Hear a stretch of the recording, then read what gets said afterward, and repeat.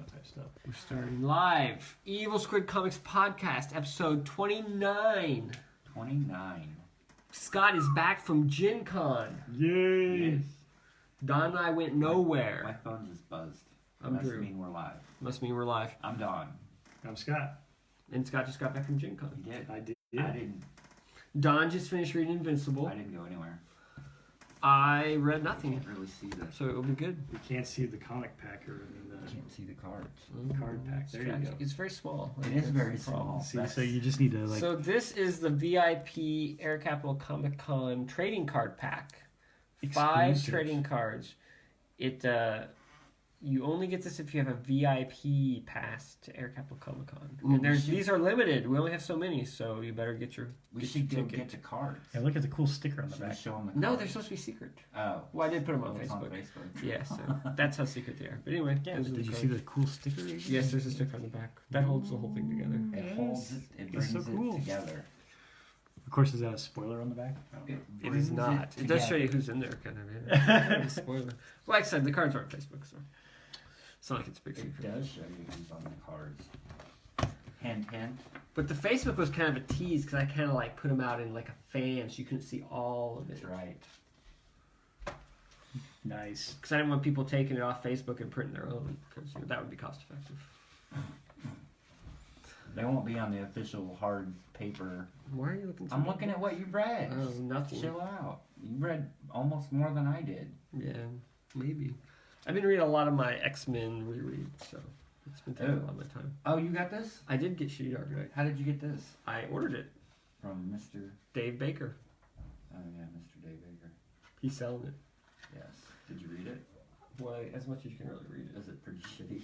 It's pretty shitty. Alright, so this is Shitty Dark Knight. Rather than me trying to explain it, I'll just read the back. Did you buy the Shitty Dark Knight is a formalist exercise analyzing the language of comics. Its goal is to boil down the visual storytelling in Dark Knight Returns into its worst possible execution in order to see if it still communicates effectively. With the collective talents of Dave Baker, Nicole Grew, Jordan Gibson, Alexis Zerrett, Nick Darrington, Malachi Ward, Sam Ginberg, Colby Bluth, Tom Neely, Paul Mayberry, Erwin Papa, Baltimore Rivas, Buster Moody, Jim Mahfood, Matt Allison, Andrew McLean, Ryan Quackenbush, Jim Rugg, and Zach Soto, Shitty Dark Knight seeks to scrutinize the masterful use of illustration and panel composition in one of the most critically lauded comic books of all time. Did you The get quotes are the best. That's what I was reading. Wow, this is really realistic. It's so gritty. More comics should be like this. Comic book writers everywhere since 1986. I don't get it. Why does everyone have a square head? Your cousin Ginny, who really liked Batman Begins. Wow, Frank Miller has really improved since Holy Terror. Guy in a Deadpool costume. Wait, I didn't know we put out another one of these. Dan Didio. video? Wait, I didn't know I put out another one of these. Frank Miller. Did you get Anyway. Did you get Shitty Watchmen too? I didn't get Shitty Watchmen because I didn't know about that, but this just came out, so I pre-ordered it and I got it. So Shitty Dark Knight, it's pretty interesting. So it's basically shitty, and as far as shittiest goes, that goes to Alexis Zerrett, whose pages are here. They really just look like big black globs. I mean, they are really, really shitty. Wow. Yeah, they're really bad. And like, so it's really interesting because like some of them like didn't even like write everything, right? They just like did like captions that are like sort of what is going on. So it's not like it's a whole. That you need the words. Like that's the You don't whole always point. have the words, but sometimes people did. They put all the words. I know, but what I'm saying is for that experiment to work, you need the words. Yeah, maybe, but apparently you don't because the experiment says you don't. You have to figure out. Can you still follow it even without not all the Without words? the words? No, I But- thought it meant it just the artwork wasn't. No, both. You don't even have all the words. And then Baltimore Rivas, you know how he likes to draw like apes and stuff? No. Well, he does. So he made all his people in Shitty Dark Knight apes faces. And Buster Moody, he just made up different words half the time. Yeah, but he has a lot of words, but they're not the words that are in the book. What about Matt Allison? Matt Allison did a really nice job on his illustration. So did you just have the two books side by side to compare them? And... Who drew the horse? That was Jim Rugg who drew that horse. Nice. Yeah, I thought he did a pretty good job for a Shitty Dark Knight. Yeah. But yeah, it's funny. Some people took the shitty to an extreme, and other people made it a little bit nicer. But you know, and then some people just seem like Dave Baker. I think did this part too, and he just got tired by the end, so he was just scribbling. You know, but yeah, it's pretty cool. Yeah. But you're really selling it. Well, it's supposed to be shitty, I know. so I don't know what to tell you. That is the name of the book. I guess. But what I did, I flipped through it, and since the first section didn't have all the words, you couldn't really follow it as well. So in that way, maybe it failed because I didn't necessarily get all the stuff. But as I went, it is interesting how different artists interpreted what shitty meant very differently, right? Because like Alexis Zera took shitty mean, dude, I'm just gonna make some black shapes and blobs of ink here and try and communicate this with like as little information as possible. And then Baltimore goes in and draws this really awesome ape faces on everybody, but the illustrations are like really well rendered or whatever, you know. So it is interesting. And then Buster did it kind of in like a slightly more cartoony style than he usually does, but added all sorts of different, you know, dialogue and stuff. So it's interesting. I like it. Well, I really like Dark Knight, so it was interesting to see it, you know, presented in that way.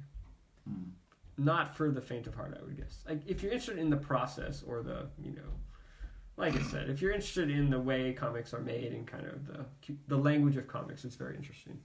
For the average reader, it's like you pick it up. You know, like you give it to your friend who doesn't read comics and say, "Hey, check this out, you'll like it." No, it's really not for that type of So person. do you want to borrow this, Scott? No. I think he does.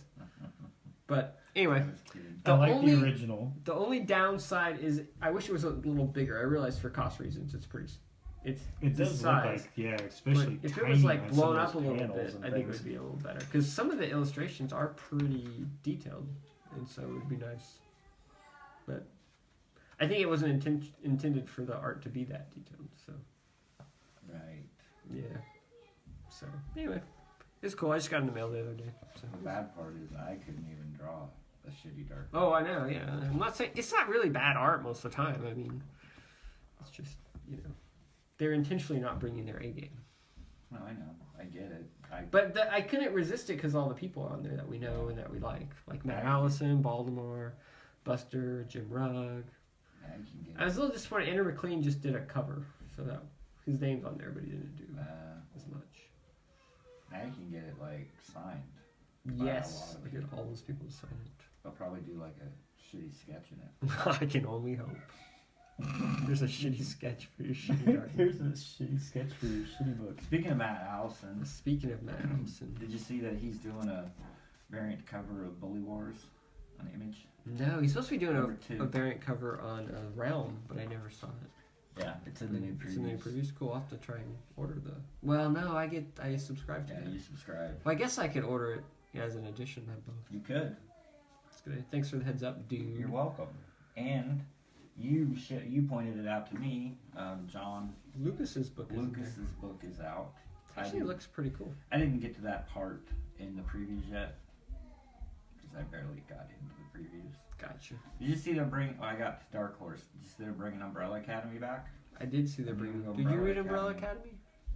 I think you did. That sounds familiar. Maybe it was Matt. I know Matt liked it and he read it. I don't know if Scott ever read it, but Maybe he did. I did see they're bringing it back. But the problem with that one is I have it in trades, so I'm probably gonna keep buying it in trades. And it's been like 12 years. Yeah, I have to reread those trades to remember what happened. Bully Wars. Matt Allison. Ooh, Birthright. Yes, Birthright is still going. Apparently, X-Men Blue and X-Men Gold are ending. Yeah, and they're they're doing gonna it. bring back Uncanny X-Men. Yeah, that's the big thing. Apparently, Colin Bunn got fired because he said if he stopped writing the book, it's because he got fired. Apparently. Of course, the new one they haven't said who's writing Yeah, it, it so said he he's could doing it. potentially still be doing it. Yeah. I hope so. Yes, me too. All right, let's talk about something. I think all of our piles are pretty small this week. Yep. You read Farmhand? I almost, did. I almost got to it, but I didn't because I just got it. So do you want me to talk about that one at all? Well, I talked about it last We week. already so- talked about it. I know. And I forgot all about it. You forgot all about it? I actually had that in my hands today, and I was starting to read it, but something happened. You know, I like the I can't remember if I like the idea. What is it? It's creative. You like the art. The art is good, but it's very. I mean, it's Chew, essentially, and I enjoyed the art there, and stuff. So what makes this work is it's kind of macabre type of idea, but it's kind of got this, a little bit more cartoony art. So it kind of is writing this fine line of, Is it gross. funny? Is it cartoony? That's right. Yes. Is it Or is it cartoony, scary? funny, or is it supposed to be scary and gross, type of thing? And I think they do it well. I don't know that a lot of people could pull that off. And right now I'm intrigued, reading it. And, There's a lot going on in the book. And I think they're already doing some incredible world building here. But Yeah. essentially, the idea is like what Drew mentioned, I think, a couple weeks ago. The guy can essentially grow body parts in a way and on a farm, and then take those things that he's growing and graft them onto people, one way or another. So that, if you lost a finger, or something, get a new one. If you need a new kidney or whatever else, I guess you can get one, through here. And now he's become, like the richest man in the world. And has his own little it's almost like his own like compound complex, or something like this. That people come in and visit and whatever, and he shows off all the stuff that he can do.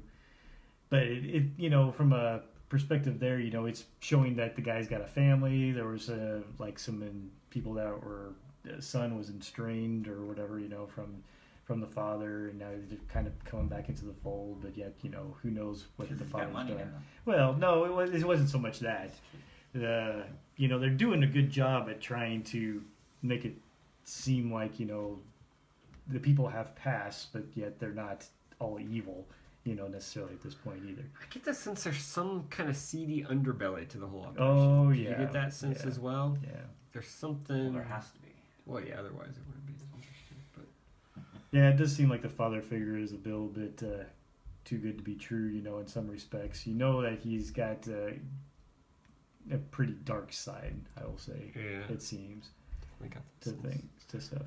But like I said, I don't necessarily know that I like it at this point, but I'm definitely intrigued. Yeah, it's interesting. It'll be interesting to see where it goes. Yeah. And I like the art, and I think it's well written. It's just the concept's very dark, and it's just Yeah.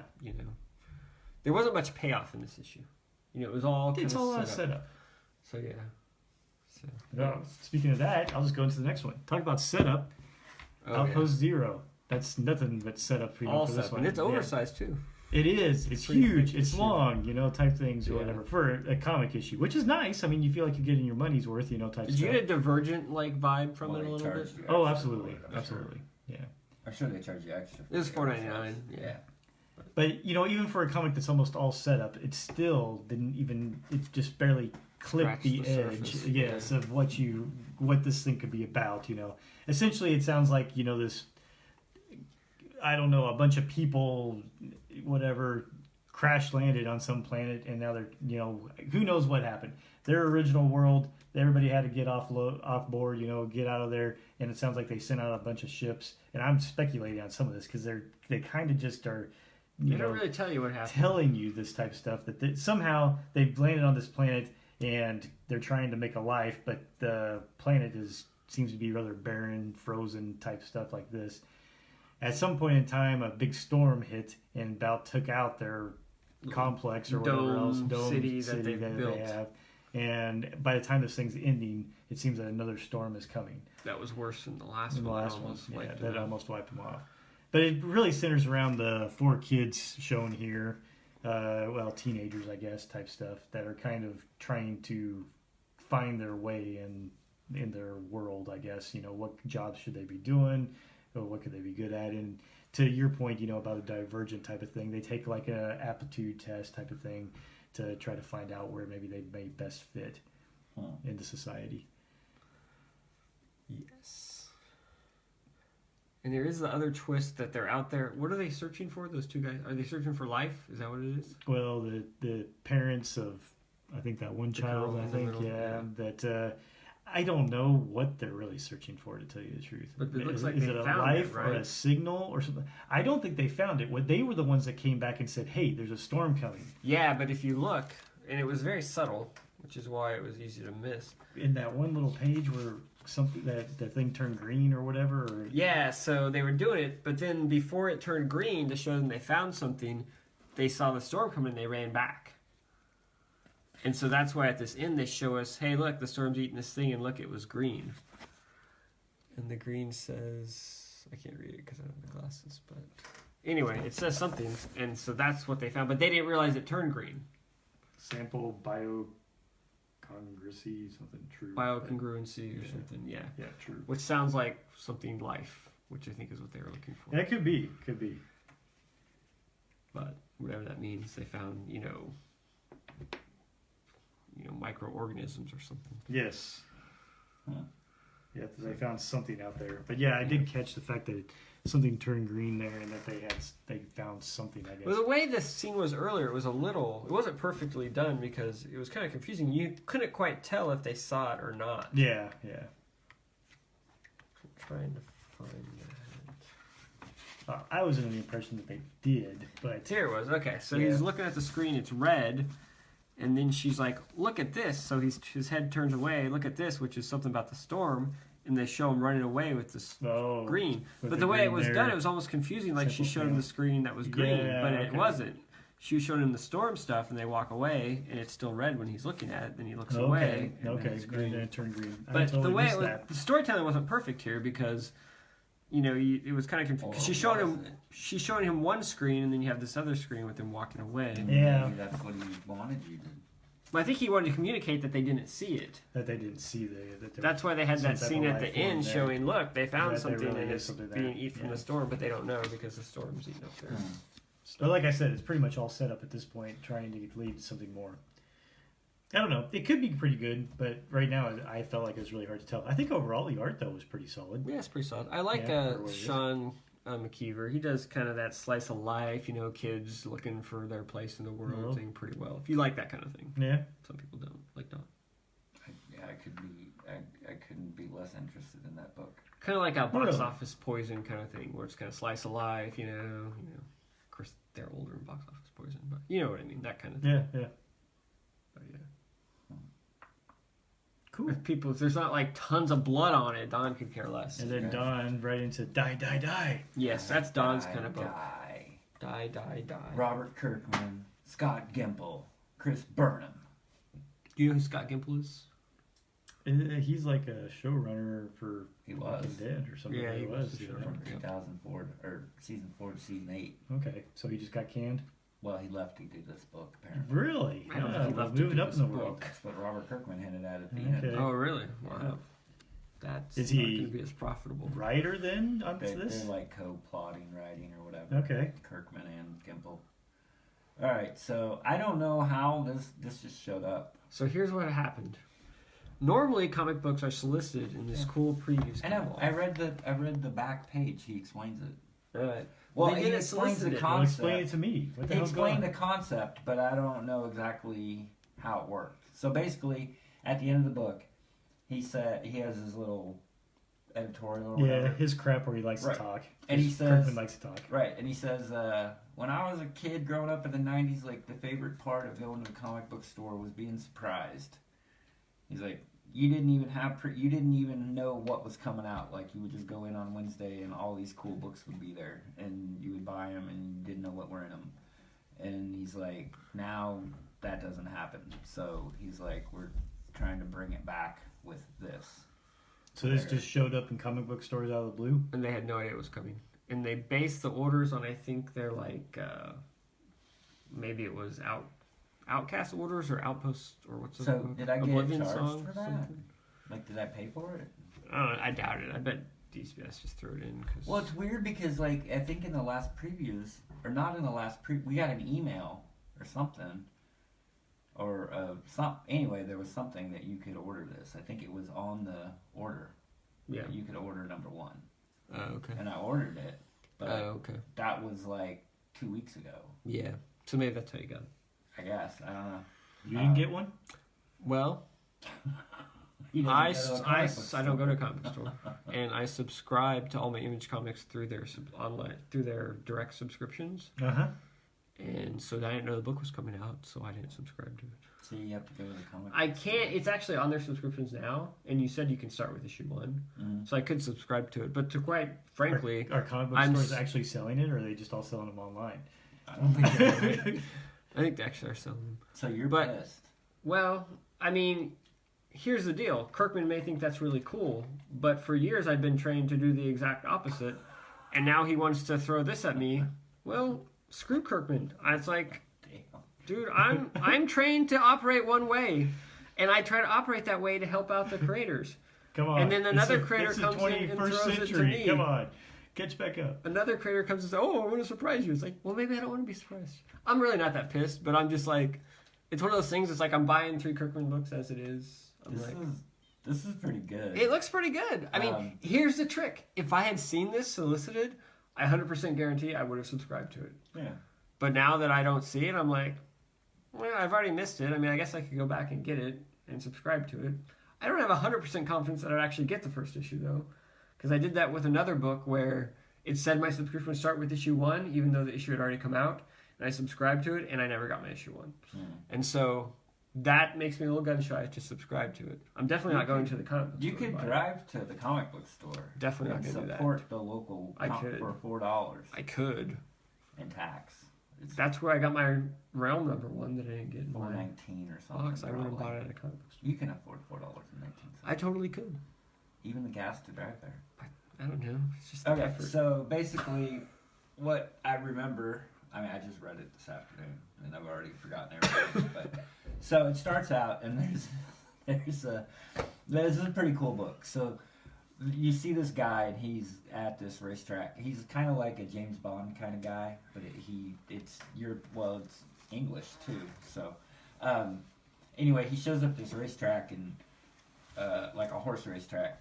And there's this old guy, and he bends over in front of him. He's like, "Oh, you dropped this," and he dropped your ticket. And he hands it to him, and he's like, "I didn't bet on this thing." And then they hear the horse wins that's on the ticket, and it was like 1,000 to 1 or whatever. So like this guy just won a whole bunch of money.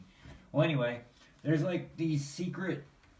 Apparently, there's these secret cabals like in the government, like that pull the strings and run things or whatever. Well, it kind of gave me almost like it reminded me of Mark Miller, kind of like it was almost like a Kingsman or something. So it's like kind of like a spy, and so there's this. They call her a senator, but I thought she was. That's what I was confused with. They call her senator, but I thought she was over in England. But anyway, so the whole setup is they take out people for like the greater good. Like if they know something is gonna be beneficial, then they might do something bad to like push that forward. You know what I mean? But she's trying to do it. Like she's pulling all these strings. Like she has all these, like a couple people that secretly work for her, that are like James Bond people or whatever. And so I can't even remember. Like it goes into a thing where it was almost like 4 double crosses, and I lost track of like what the original plan, like why they were trying to do this to begin with. But there's like, it goes into like so it starts out there's a guy in power, like a senator or whatever, and they find out that he's like into like child pornography, like he's a pedophile. There you go. And so they want to get rid of him. But this lady's like, I guess apparently she's old and she's tired of like doing things the easy way. So she's like, screw it, I just want to kill him. She's like, just take him out. But then there's all these repercussions to like taking him out. Like if they just kill him, then nobody will know that he was a bad guy, and they want people to know. So they go through like this whole plan to like expose him, but then elect this other guy, and you find out that the beginning, that guy giving that one guy the lottery ticket was part of the plan to like expose this guy. But then these other people come and they kidnap that guy, and now they're like selling him or whatever. Like they're gonna sell him on like the black market. And so she finds out, so she sends somebody to go and get the guy back. And then at the end, one of the guys that he works, I know I'm butchering this. One of the guys that works kind for of her, all over the place. yeah, the book's like kind of all over the place. But they send this guy, and he shows up like in the woods, and he's like, this guy shows up, and he looks just like the guy that was kidnapped, and he's like, your brother's in trouble, and he goes, which one? And then they show like 3 different faces at the end. So there's like 3 of these brothers or whatever. So one's like kidnapped, being ready to be sold. One is hiding out in the woods, and then they didn't even get into the other guy. But anyway, I mean, it's like, super secret government stuff. I mean, yeah, it is kind of bloody.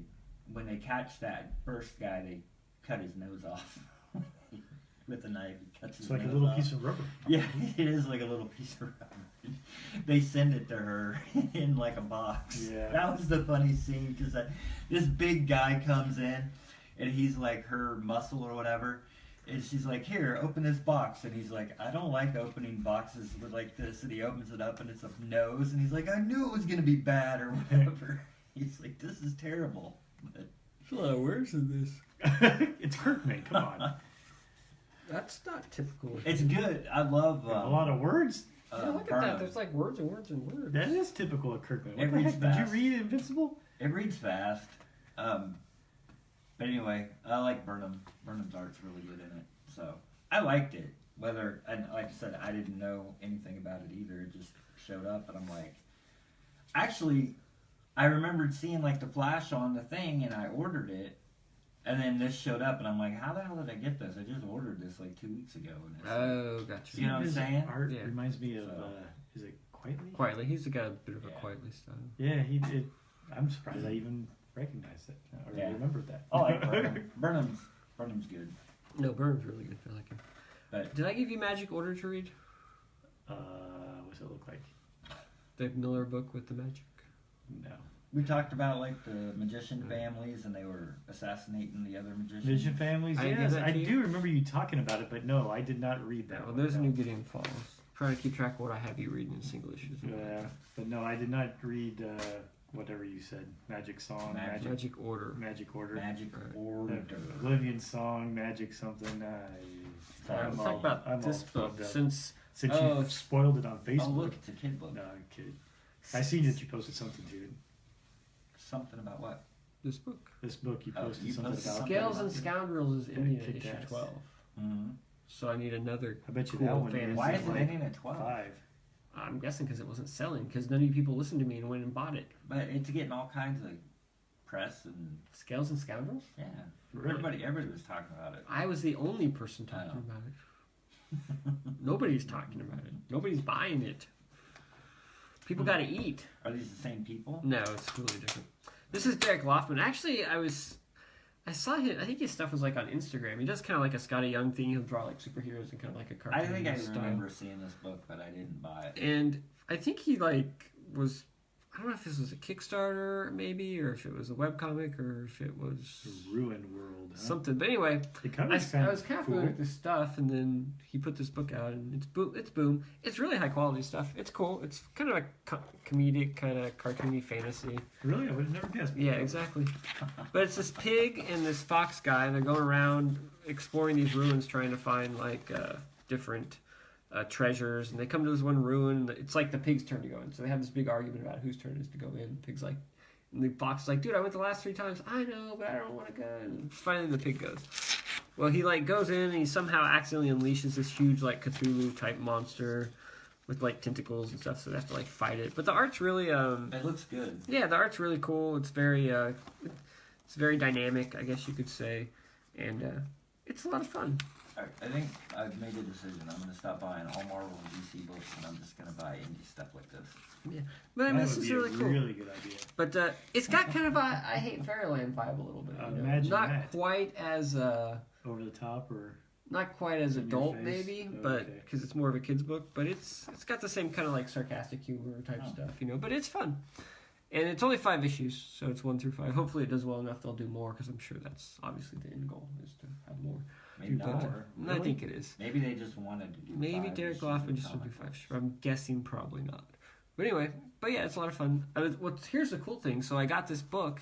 I don't know who Derek Loftman is. He's just an indie guy. He just started. He doesn't have like any credits. he doesn't have this a book. following Oh, or gotcha. anything besides Drew. Yeah, well, he's got like Instagram. He does like stuff on Instagram. I think he has a following there, but he hasn't really done very many comics. Drew gives them $20 a month on Patreon. Pretty much. No, I don't think I even support him on Patreon. But anyway, so I had this book out. And my older daughter, my 15-year-old, she's like, "What's this book?" I'm like, "It's this new book I'm getting." She's like, "It looks really good." I'm like, "Well, here you go. You can read it." So it actually grabbed her attention. So Nice. Yeah, the cover. It's very intriguing. So anyway, it was a lot of fun. I like it. I'm gonna definitely keep buying it. One of my new kind of new kid-friendly favorites. Yeah. This is a kid-friendly book. Ooh, Final Street. What is it? Yeah. So that's the guy who's coming to our con, right? Scott Schmidt. He has his own like Pistolwick Press, but this came out through Devil's I Due guess. Comics. But is this the Devil's Due that we all know and love? I mean, so. know and hate. Sorry. Yeah, Okay. because it has an ad for Solitary in the back. Gotcha. So- Solitaire is through Devil's Due? Yeah. I thought he was self-publishing that. He did a Kickstarter, I think, and then Devil's Due picked it up. Oh, cool. Well, Devil's Due was doing that comic that Grind was drawing too. What? The whatever. Chicken hair? No, the apprentice thing about the. You never got it. Never mind. Okay. All right. Final Street. How is Final this? Street. So it's Final Fight and Street Fighter combined. Yeah. They didn't want to put fight in it, I guess so Final Street. Final. It should be called Final Street Fight Warriors Come Out and Play. No, I don't. This is. It was good. It was Really? interesting. Let me put Is it it a that way. parody book, Kind of. or is it trying to play it off it's, serious? Looks kind of crappy. It's. Wow. The guys come to our show, man. Oh, okay. Be nice. I'll be nice. No, I mean, I understood what they were trying to do, but I don't know if like it's my thing. So basically, there's this girl and this guy, and they start out and they just get done like at a workout or something, and they go and they're like, let's go get something to eat, and so they go to this restaurant, and while they're in the restaurant, these big guy busts in, and Does it look like Zangief? there are some people that look They Street do. Fighter-ish. And, I do like some of this. Did I get his Yeah. name right? I mean, look at that. The art's That pretty is really cool. kind of cool. Though. Yeah, it's Yeah. fun. You know, fun type stuff. So basically, he kidnaps her or him, and so she starts fighting the guys. The big guy runs off with the boyfriend, and then another girl shows up because she had called her to invite her to dinner. Okay. So And- what is this? Ding.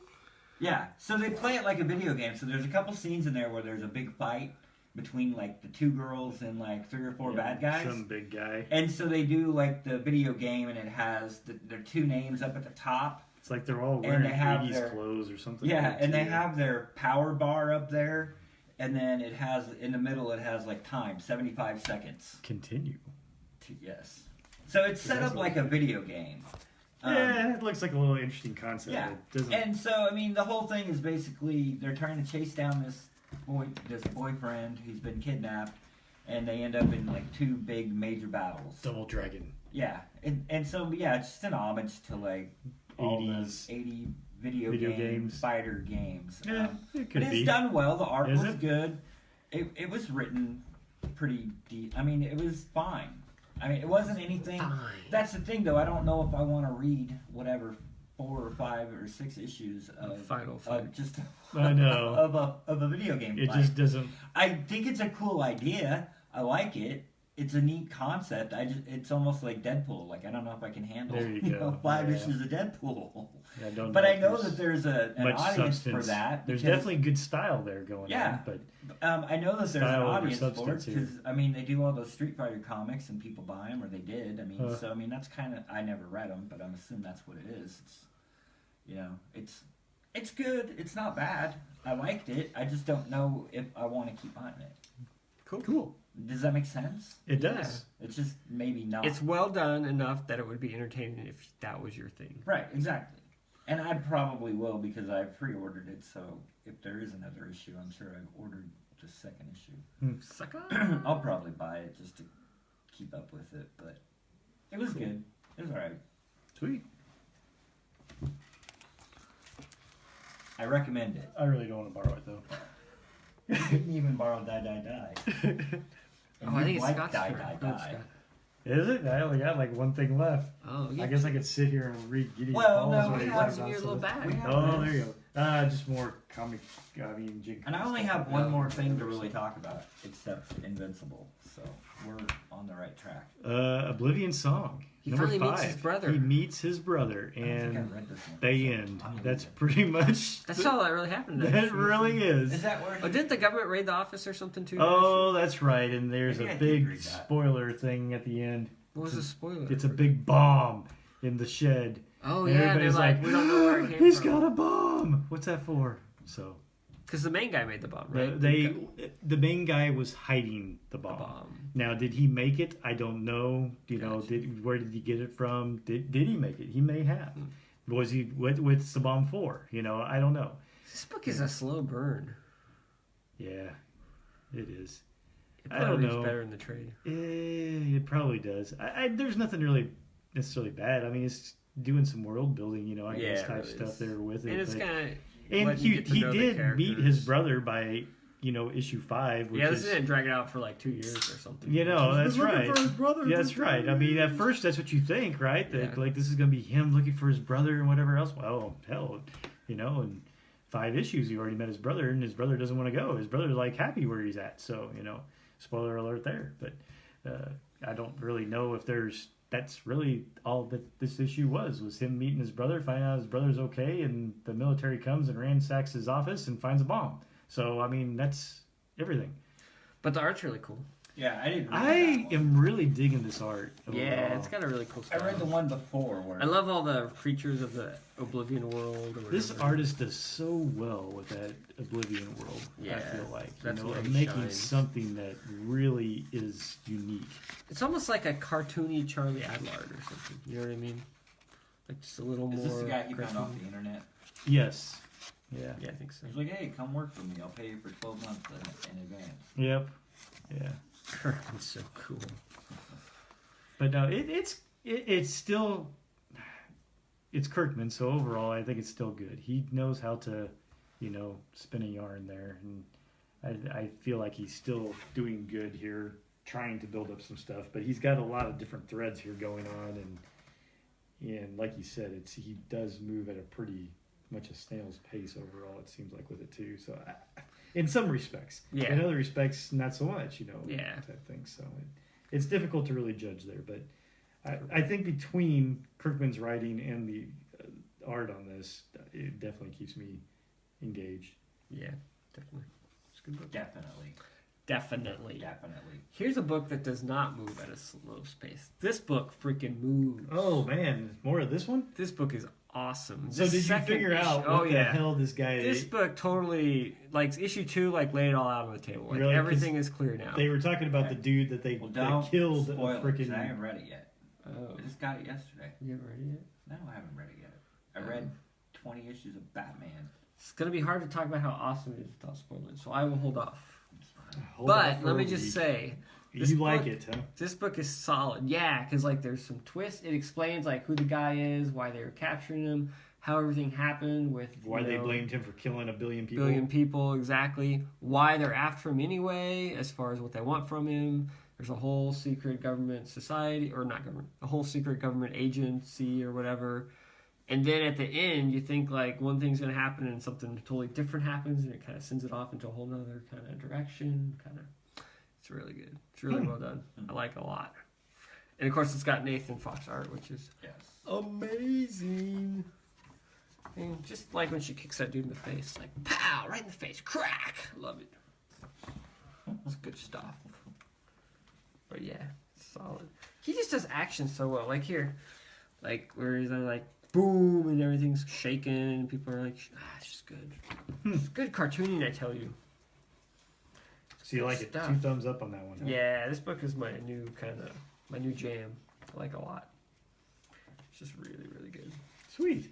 It's a lot of cool design stuff, like the spaceships and just all the like Well, it sounds very technology unique and stuff. overall. It is. It's got a really cool style. It's very unique. It just feels like a little bit different, but yet it's moving really good. Huh. I like it a lot. Cool. Right. All right. So, Can I just leave the room for to hear you talk about Batman? Well, okay, so put those up there because I don't know that. I'll talk about these briefly. So I was excited because I finally got Batman number 50, The Yeah. Wedding, The wedding. and nobody spoiled it for Nobody you? had spoiled it for me Oh, because wow. I paid no attention to. Well, you kind of sort of spoiled it. I did. At the Well, last didn't he podcast. get married to Selena Kyle? Didn't we all know that already? It's the wedding issue. Selena Yeah, Kyle that's and right. Batman. Right. I mean, that was. So you kind of alluded to it, and I was like, no, I don't know anything about it because I live in a bubble, and I don't read the New York Times. So, anyway, I was all excited. I'm like, yes, I got issue 50, and then I went to go grab my back because I knew I wasn't Just wait caught for it, up. Scott. Just wait for it. And, This is a surprise. Is there a build up here or something? and I had Really 40. I hadn't even read 40 yet, so I had Okay. like 12 issues of Batman to read. To read just my to get God. to The wedding. 50. Wow. Jesus. So they did a really lame Poison Ivy story for like 2 or 3 issues where Poison Ivy like took over the world. That was okay. Then 44 was the whole issue about how Selena Kyle went behind Batman's back and stole her wedding dress. Oh, yeah. Because she's a thief, so Gotcha. she has to like steal her wedding dress. And then they had a kind of a cool story. It was called The Gift. It was like I 2 don't know or if that's 3 a good thing to issues. base a marriage on. You already stealing your wedding dress behind the groom's back I know, to start right? the wedding, to start your marriage. So That doesn't basically, seem like Booster- a good foundation. Booster Gold goes, okay, so I guess there was like a story. He talks about how like he gave Superman a gift and he basically went back in time and showed Superman how his life would have been different if he didn't have like Choke? if he didn't have his upbringing. So Booster Gold goes back in time or into the future or something, and it all gets screwed up. And so like then he's lost in time with like a pissed off Batman in the future. Blah blah. It was a cool story. So we and like then- the Booster Gold times. yeah, the Booster Gold time story was cool. And so then, all right, so this is what I have to say. So then there was like that DC Nation book came out, the Zero or whatever. Did that have anything to do with the wedding? Well, it had a story. It had one Batman story in there that was basically the Joker. That was a cool story. So it's 3 books. It's like the Batman story. There's a Superman story, which is the Bendis story, and then that Wonder Woman story? no, it's the Justice League. Justice League, the miniseries. Is that Scott thing. Snyder? I don't know. But it was only 25 I didn't cents. read it. I didn't read the Justice League. Wow. I read the Batman one and I read the Superman one, which the Superman one was drawn by Jose Luis Garcia like that guy. Lopez. Yeah. So anyway, the Joker story is basically so Batman's getting married. So the Joker's like at this dude's house, and he's like, "When does your mail?" He's got him tied up or whatever, and he's got a gun to his head, and he's like, "When does your mail come?" And he's like, "I don't know. It should be here about now." And he's like, "Okay, well, I'm waiting for the invitation to Batman's wedding." And he's like, "Why would I'm just a normal guy? Like, why would I get an invitation?" He's like, "Well, they said they were gonna send one to you, and I'm gonna wait, and then I'm gonna take it, and then I'm gonna go to the wedding." And so they sit around and wait and wait and wait, and Joker's just insane. So the mail comes and he opens it up. He's like, "Oh, it's the invitation," and he shoots the guy, and then he's like, "It's just a normal letter," because he's crazy. That's funny. Yeah, it is funny. Haha. Haha, dead So- person. Right. So this is what I have to It's say about. hilarious. So this has been leading up for like a year, right? Yeah, like this whole they're gonna get Batman married. wedding that Batman and Catwoman are getting Just like married. when Peter Parker Like made I Jane never got married. believed that Batman and Catwoman were gonna get married. You Like did? in my mind, like reading Batman Forever, I'm like that it's not gonna work. Like something's gonna happen. And so then I knew with the spoiler that it wasn't gonna happen when you How did did I it. spoil it? What did I say? You said you started talking about the Batman wedding, and I'm like, I haven't read it, and you're like, you haven't heard anything, so like, I knew that something was was up. up. Could be some. Maybe she Right. died right Maybe before. she died or something, right? Maybe he died. So this is the problem I have. So Maybe like, she's like, DC, I'm pregnant. Like, yes, Here's a shotgun. Let's get married. he already has Damien.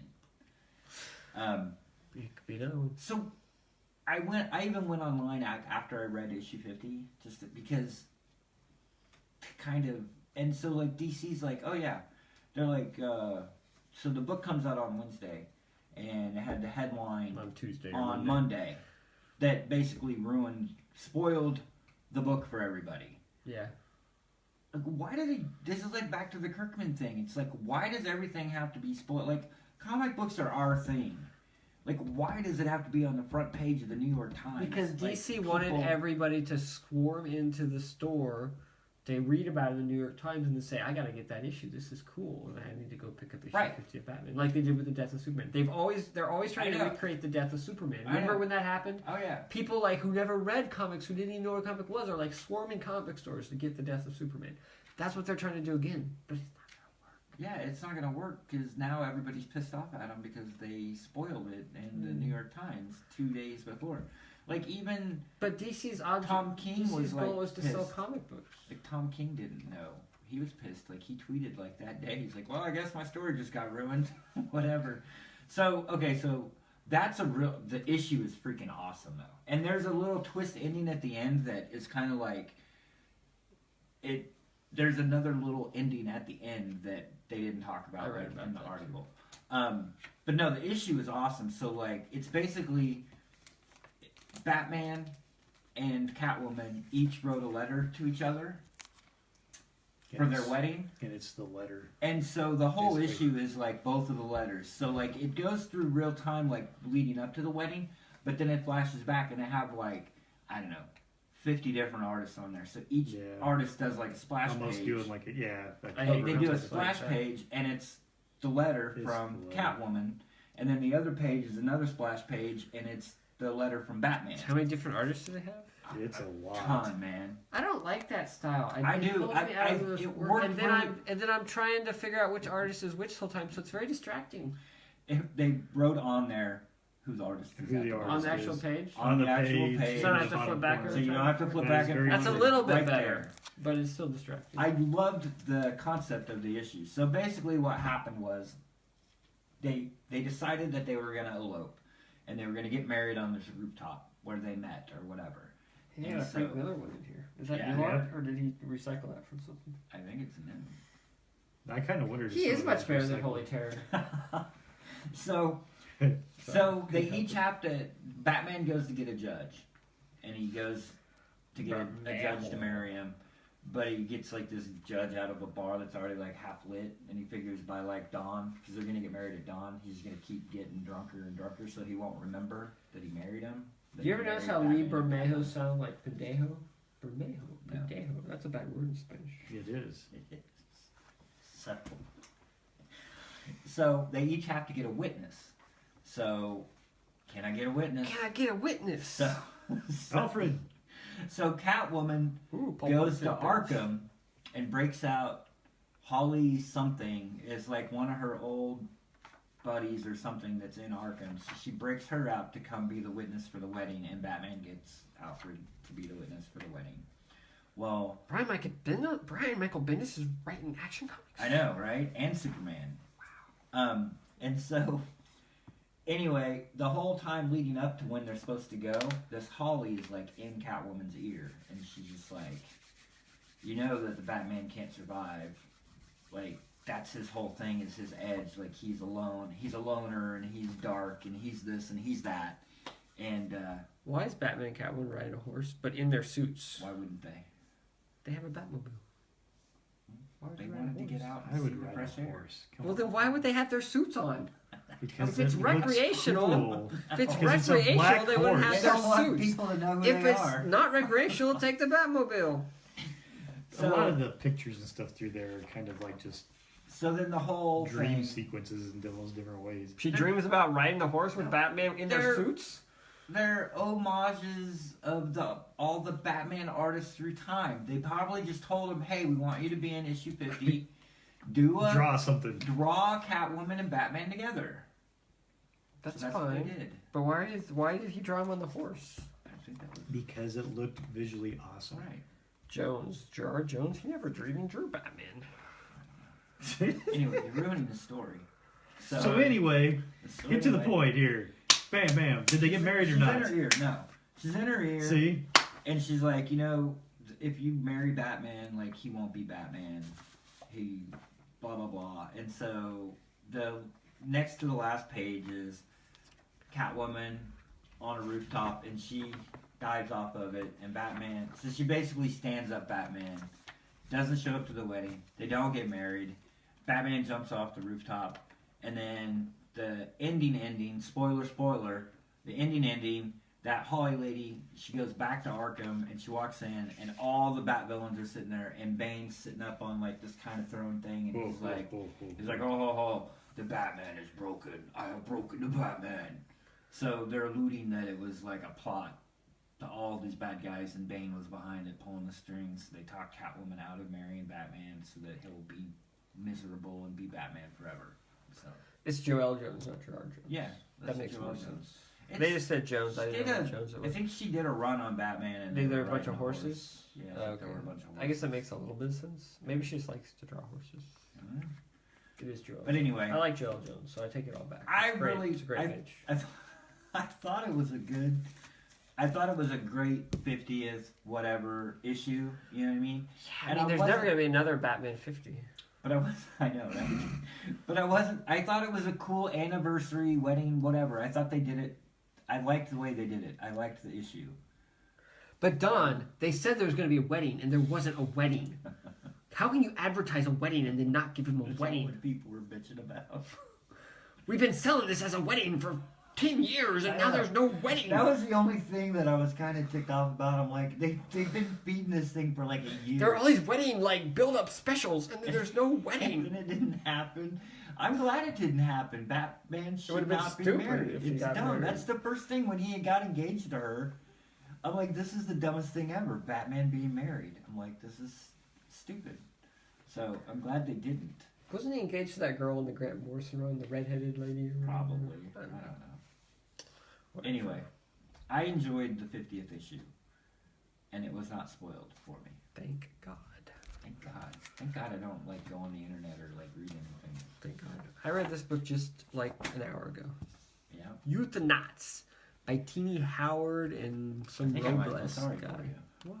Was it any good? It's interesting. Was it as good as Batman 50? I didn't read Batman 50. This is all set up though, unfortunately, and it's a little confusing. So I'm kind of anxious to read the second issue because I'm hoping it'll start to make a little more sense. I'm really enjoying all these #1 issues that you're reading, and they're just all set up every time. Well, it tends to be look, this is the #1. #1s all are set up. Well, I was going to talk about Weatherman #2, but I'm like, I haven't read it yet. Do you buy anything other than #1s? God, I do. I had #2 of Weatherman, but you haven't read it, so I can't talk about it. Scott's reading Gideon Falls right now. Anyway, there's this girl, and she's very obsessed with death. I think she works in a mortuary. Anyway, she's at this restaurant with her friends, and she sees this girl who's like a cancer patient. It looks like she's about to die. She's got like her oxygen bottle and her walker, and she's got like a little balloon tied to her walker. And she's like, why is that lady here? If I was about ready to die, I would not be at a restaurant. Anyway, so she meets this girl in the bathroom. The girl's like talking to her, and they're like bonding because like you were staring at me, and she's like yeah, and they're talking. Well, the girl takes her oxygen tank and bashes the other girl over the head with it. That's hilarious. Right? It is funny. Yeah. Anyway, so then she's knocked out. Well, then they show these scientist guys taking page by page, and they're trying to like there's these two orderly type people. You just read it an hour ago. Who are rushing through this hospital room, and they said, oh, we've lost the tether. Where'd she go? So somehow they're trying to tether this girl that they just knocked out to this other girl who's about to die, who maybe is dead. And so then we get to this weird like dream sequence where the girl who's dying of cancer is talking to the other girl in like Who's that weird looking dude in like her bottom head. Left in the bottom panel. That's the girl who had the cancer. Oh. Yeah, it doesn't look like a girl. No. But anyway, somehow they're tethering themselves together in this like semi like dead not dead dimension, and she gets her like a helmet and stuff. I don't know, it got kind of weird and metaphysical, and I didn't quite get all of it, but I think it's going somewhere. It's kind of interesting. I'm intrigued. I've ordered at least 2 more issues, so oh yeah, it's only like 5 issues, so I'm probably just gonna write it out. But so far I like it. The art's pretty cool. The setup is different. It's just I don't really know where it's going, but it should be cool. And here's the coolest part. So at the end, there's like a letter column thing with a writer, Teeny Howard. She's interviewing people who like work around dead people or do something. So she's interviewing a real guy who like works in a morgue and asking him questions. So anyway, kind of creative. What does death smell like? Exactly. She's like, is the morgue like it is in television shows? You know. Anyway. All right, here's what Invincible, Don. What'd Now you we're think? gonna do Invincible page by page. Hardcover volume 11, all the way to the end. All the way to 12. Nah, hit us with some. Okay. So let's see here. 11 is the one where he gets pulled back into some weird, universe or something. Oh, yeah, is that the one It's where back he's in like- time, but it's like He an goes- alternate universe Yeah, he goes back in time and With they that give little him the squint chance thing. to, With the to do finger. crap over to again. do in a crap way. over again, but then his wife would be dead and everybody would be dead. Like, Well, no, his He wife wouldn't would be dead. He just his- wouldn't have ended up with Eve, type well, thing. Had that, not necessarily, and he wouldn't have his daughter. And he just wouldn't had have the his daughter. That's right. And then he comes back, and it's been 5 years. Yeah. And so he missed out on 5 I and- don't know why they. And did the that. daughter is I don't like, know. I struggled with the that. daughter's like You like that 5 story, years huh? old I, now. yeah, I didn't. The daughter's like 5 years old now, and he missed out on like 5 I years. think of Kirkman life. was trying to show how, the Time importance flies. of family and how, interesting way to kind of look back, but yet kind of make Mark have to make difficult choices. Could be. I don't know. I don't know for sure. I think it was character. I think it was part of, and I think I really liked the ending. Like, I really liked the last issue. Like, I Of really 11? liked the way, huh? Are we jumping to 12 Are you now, jumping or to Well, 12 I'm already? I'm getting, what I'm saying is I really liked the last issue. of And what? I think of the very last issue of the whole series. The whole series. Okay, the that's, whole what, thing, that's what we're trying to and- communicate. what But you're I'm talking not about. jumping that far ahead. What I'm Okay. getting at is you really see Mark, because that last issue You see him grow. spans forever, and you see him grow. And I'm just chiming in on what Drew said. I think that it emphasized the character of Mark, and it showed him the importance of family and Could be. all that stuff. And so I can kind of see that now as you see the whole series. Well, keep going because Ending. I want to talk more about the last one, but go ahead and with whatever you want for. I honestly don't even remember all that happened. I just remember like. Well, besides his brother It's dies, his brother dies, gets and ripped then, apart. and then but with he the gets creative pissed off storytelling, Mark and Eve should have died, but yet Eve's weird ass power that comes out whenever the hell Kirkman writes himself into a corner comes up and saves it saves the two What? of them, I but can not try. his brother. Nope. That So would be infinity. yeah, that wouldn't have helped the storyline that he wanted to do. Sorry, that's one of my. As much as I like Invincible and the characters that he's built in there, a lot of the ways that he deals with Eve sometimes just drives me nuts. Because it seems like he just, hey, here I'm going to pull something else out of my butt that she can do, type Right. stuff, or and I think I had that problem even when you get to the last issue there. Well, and even when they have the big space battle or whatever, Eve wants to go, and Mark's like, "No, you can't go because we're going to be in space, and you can't breathe in space. And if something happens to you, Yeah. you're going to die." Yeah. So she ends up joining anyway. Well, she goes out to rescue, Yeah. which. Oh my God! Are we just gonna go to like? Yeah, let's just So you don't want to talk about towards the 11 end? anymore, right? Yeah, let's just go to no. 12. All right. So 12, like, man. Okay, so like I can't imagine him drawing that stuff. So in 12, huge basically, it's his big build up to this, the Voltermite or whatever Beltramite, leader, what's Thrag. his face? Thrag is So building. he's got his whole freaking, half bug, half Voltermite army, type thing. the And they're half-bug, coming, half-built they're coming to attack Earth, and the blood Well, and the body parts and they- everything else are just flying.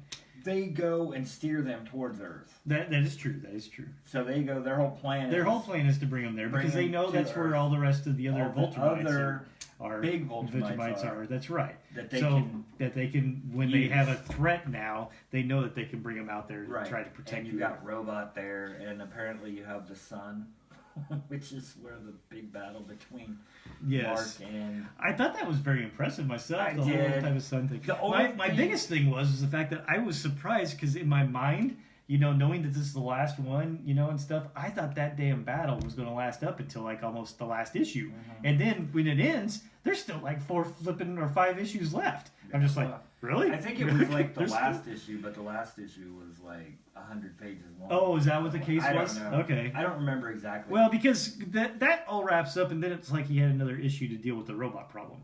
Yes. Okay, So, and then he or had issue or another two. issue to deal with the end Yeah. or whatever. There's at least 2 more. The Yeah. only problem the only thing that I didn't like about that whole sun battle with Thrag and Mark. It's too bright. No, I'm kidding. Well, That no. was very bright. Like I liked it, but the whole time that Mark is fighting him, he just keeps going. Yeah, I guess it is like halfway through. There's a lot going on.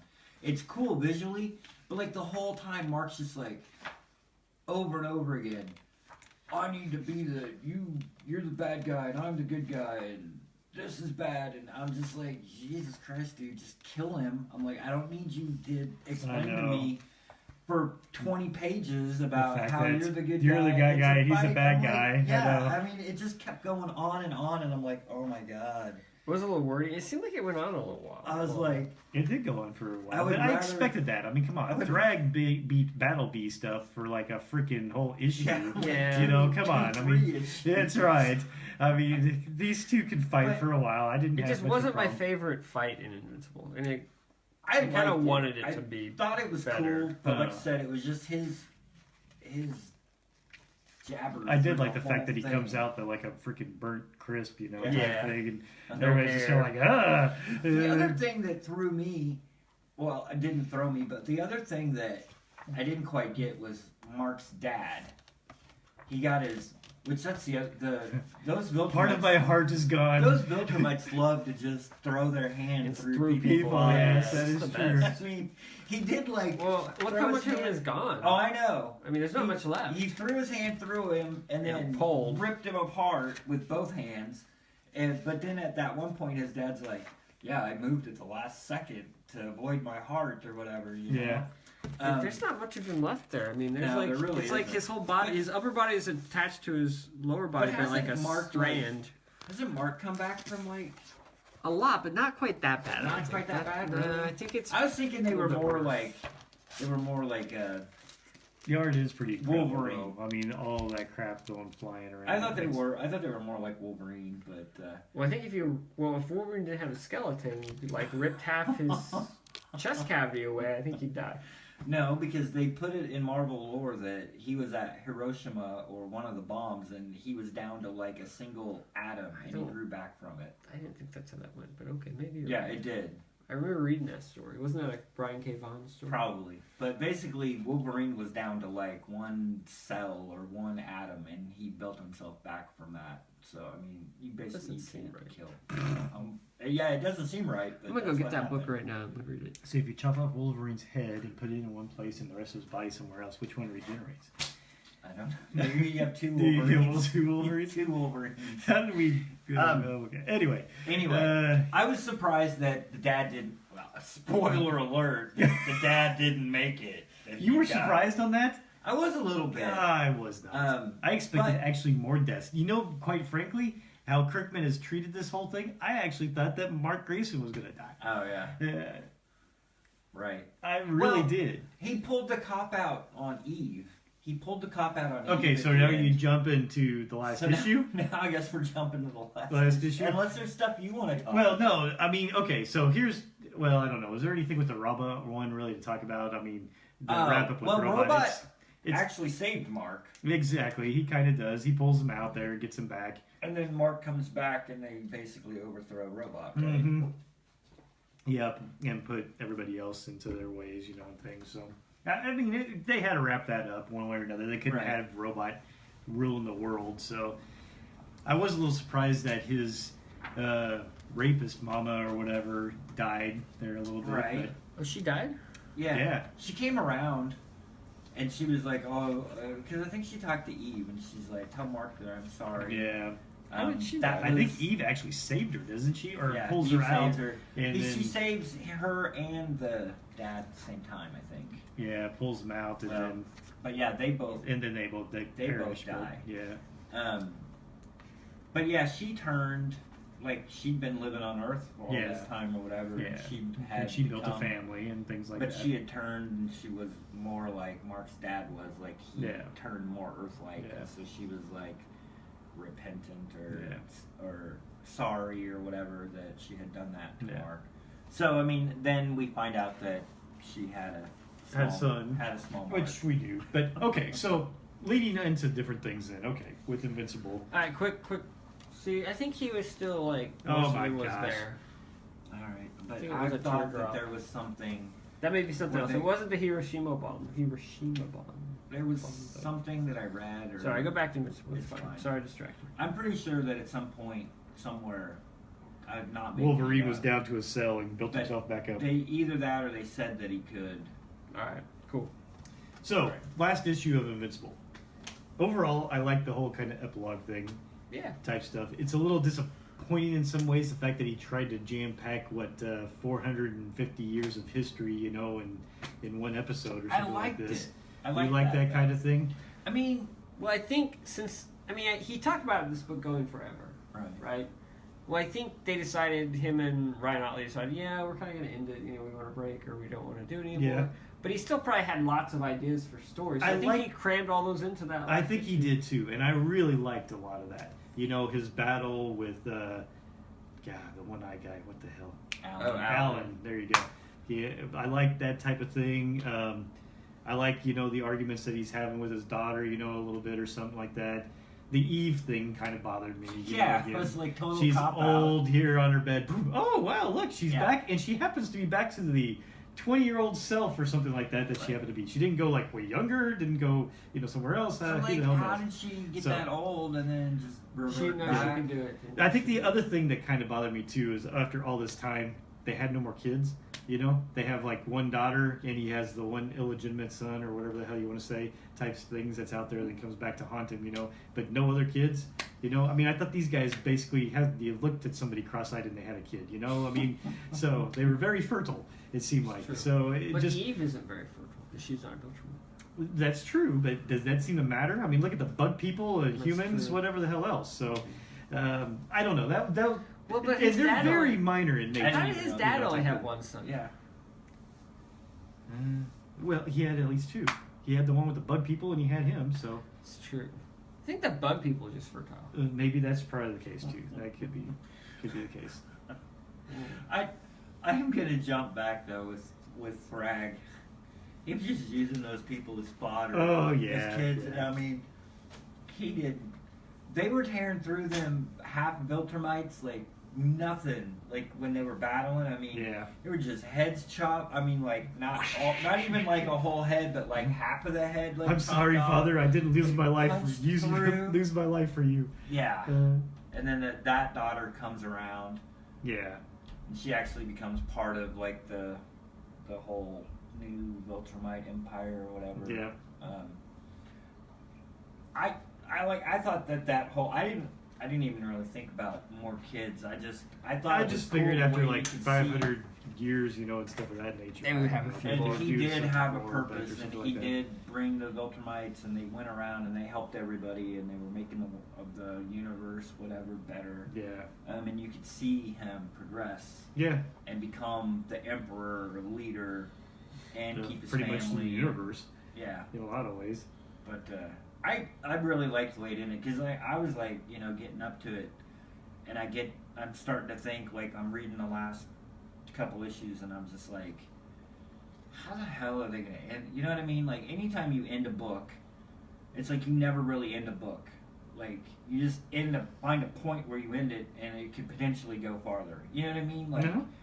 And I'm like, how are they going to end this after 140 plus issues? And I thought they did. I was impressed. I thought he did a really good job with it.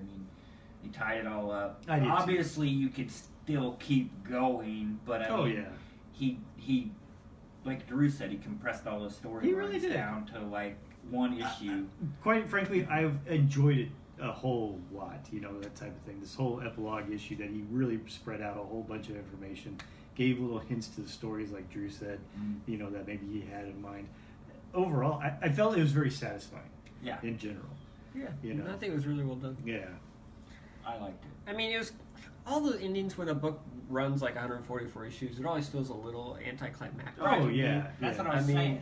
But I think he did as good as he could do with what he Yeah. to Well, end a book of that. I didn't feel anticlimactic at all. I felt like he tied it up, and you had a complete story. And I always want. Quite frankly, he went a whole lot farther than I really thought he would have. Right. From a epilogue type of issue. I guess to me the problem was that Invincible had all these awesome moments throughout its run. Like there was that issue where he fought Conquest, you know, that was like so cool.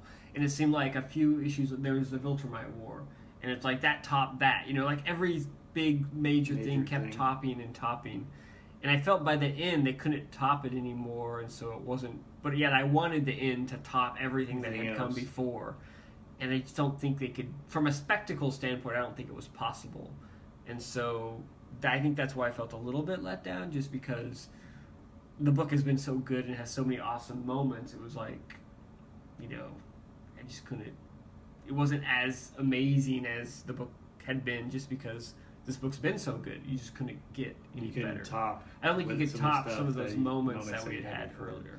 It's very possible. And I think that was my main. I did feel like the whole last battle with Thrag and his kids versus everybody else just went very fast. I don't know, in general, you know, and there wasn't any of those really. I mean, you guess you can say the scene, like, you know, where his dad and Thrag are fighting, you know, and that had a pretty good visual type thing. But overall, there wasn't a whole lot of, you know, just real memorable visual moments comparatively speaking. You know, to a lot of other books there would be, but you know, in this book, like in any other book, what happened here would be mind blowing. But this book has been so mind blowing up to this point. It's like it's almost really they've almost shot themselves.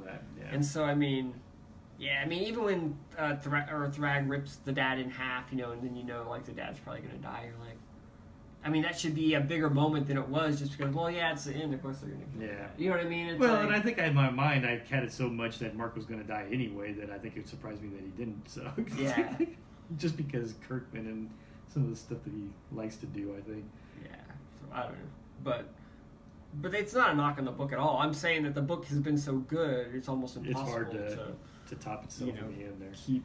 Yeah, like I said, for how quick maybe that last battle went and everything else, I thought his wrap up of dealing with Robot and moving on to his own epilogue thing was very well done. You know, it was very satisfying. I felt at those later couple of issues. Yeah, no, it was excellent. I mean, it really was. I liked it. It's like everything I ever wanted from a superhero book. I think I kind of liked what his daughter and what the Brit son or something like that each other. Yeah, I never read Brit. Did you? I never did either, but I just found it funny. I'm indestructible or something like that. I can take on anything. And she's like, pow! Knocks him right through a wall. They're like, what? Don't do that. He's like, well, you said he could, you know. And he's like, I'm fine. I like it was just funny, like it stood out to me that when right before they invade Thrag and he's on that spaceship and the daughter is there and he says something and she gets mad and she hits the wall and you hear this giant boom and then she stops. She's like, I'm not that powerful, and then it's when they attack. So like as she hit the wall, the attack was happening, and she thought she did it. Yeah. But no, so like they're fighting, and then when the half Viltrumites are fighting like towards Earth, like the regular people, like they weren't tearing through them, like they were. You know what I mean? Like it's very strange because you don't realize how powerful and strong they are. You know what I mean? Yeah. Like, anyway, this book, like I like this book, but I talked about it when we first started reading it. It just reminds me so much of Dragon Ball Z. Oh, because the concept does. The concept, and I mean, I just could never really get over. Like, I love the book. I think it's a great book, but it always reminds me of like the Saiyans and Dragon Ball Z. None of you guys have watched Dragon Ball Z, so you have no idea what I'm talking about. But I don't know, that's the only thing. It just always, I read the first book of Dragon Ball Z. Read the first book, like the manga. Well, then you probably got most of the Saiyan stuff. Yeah. I mean, it's an anime, and it just drags on forever. Like you could watch a 20-minute episode, and it was like all a fight. A fight could last like 10 episodes between like two people, and they're like the Saiyans. They would just keep but like Goku and they just kept getting more powerful and more powerful and more. It just kept building on. It's like Invincible, you know. It just kept getting bigger and bigger and bigger, and you're just like, how powerful can these guys get? Because they're already They punch a planet and it they're splits in already half. like destroying planets, you know, when they're fighting. I'm just like, how? And anyway, it's, I don't know. I see a lot of just in the basic concept, not as far as like where the story goes or anything, but just the whole, you know, the Saiyans were like a race that conquered everybody. And, I know. right. I got the concept. Okay. So, yes. I don't want to harp on it. You are harping on it. Let it go, dude. Let it go. So Invincible though, really good. Yes. Nice ending. Yes. I want to read it again. Very satisfying. I can see that. I read the Magic Order #2. Really, we didn't want to end with. I haven't read that one yet either. Oh my god. You can talk about it. Mark Miller? You can talk about it. I don't care. I want to talk about something previous though. Okay. Do you know how much I hate Dynamite Entertainment? I don't know. I really don't like them. Why?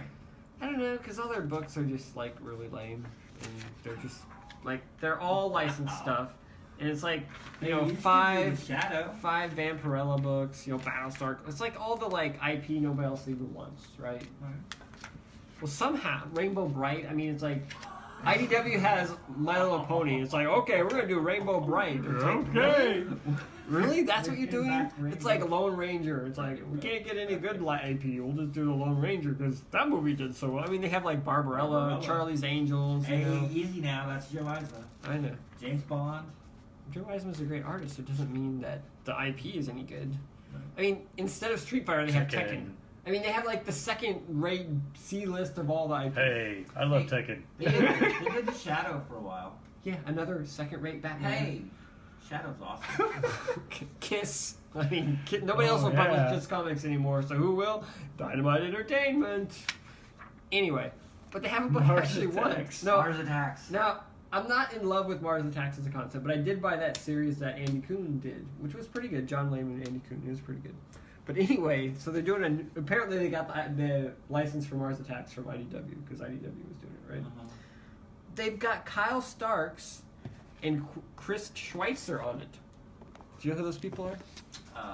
Eisner Chris Schweitzer Award is nominees. the guy that did all The Krogan's the Krogan books. stuff. Yeah. And then Kyle Starks, he did that Sex Castle, and he also did that Hobo image book that was out. Like.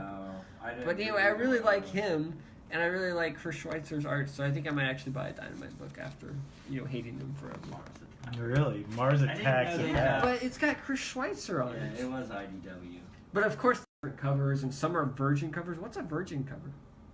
Just the art, no words. No words. Gotcha. Nothing, no title, nothing, just the artwork. Aha. See, I'm so out of the loop on alternate covers. Yeah, I know. Speaking of alternate covers, Yeah, they have Xeno Warrior Princess. Okay, I can't get the Conan license. Let's do a bunch of 20 Red Sonja books. And how many Vampirella books do you need? And then they got Elvira. Elvira. If Vampirella was enough, let's make some Elvira comics. didn't they do a Garbage Pail Kids? I'm comic? sure they did. At one I'm point? sure they did. I think somebody did. Yeah, This one, it's robots versus princesses. It's not even like a license. It's just, hey dude, let's do robots versus princesses. That sounds cool.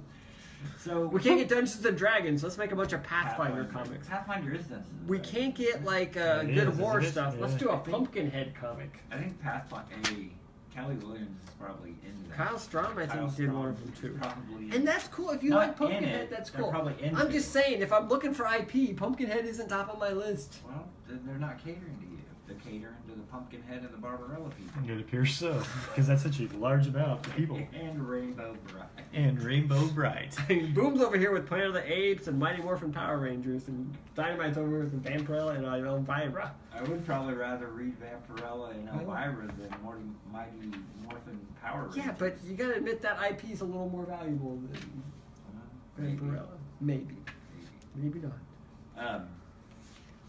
Because the kids are into the Mighty Morphin Power And Rangers. I'm pretty much done with Aftershock comics. They make these really cool covers, and That the pull series you look in. really cool, and then there's just nothing there. Walk Through Hell. That was pretty good. Baby Teeth is supposed to be good. I am doing Hot Lunch special though. I did buy that too. Really? That's Oh, wow. interesting. I know.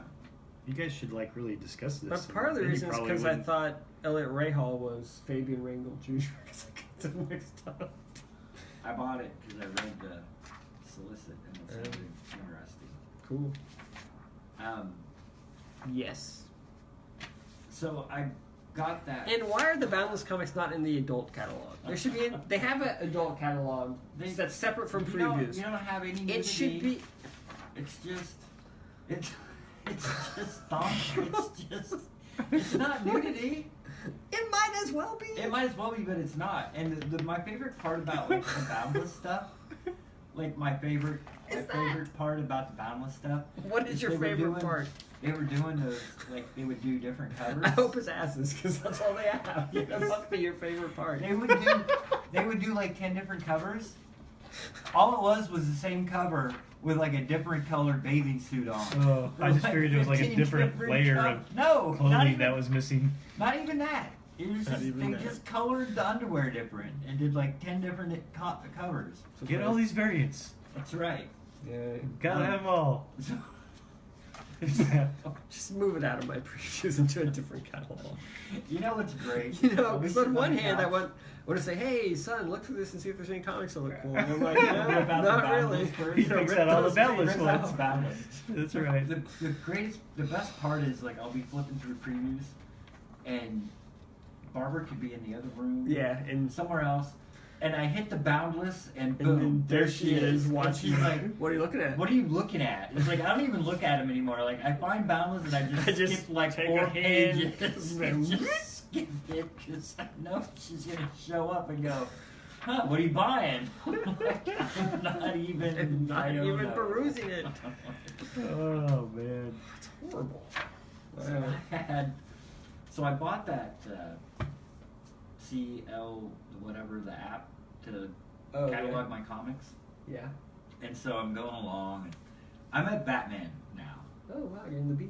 Yeah, Cool. I had almost as many comics as you have, like total, And just up to in date? just A's.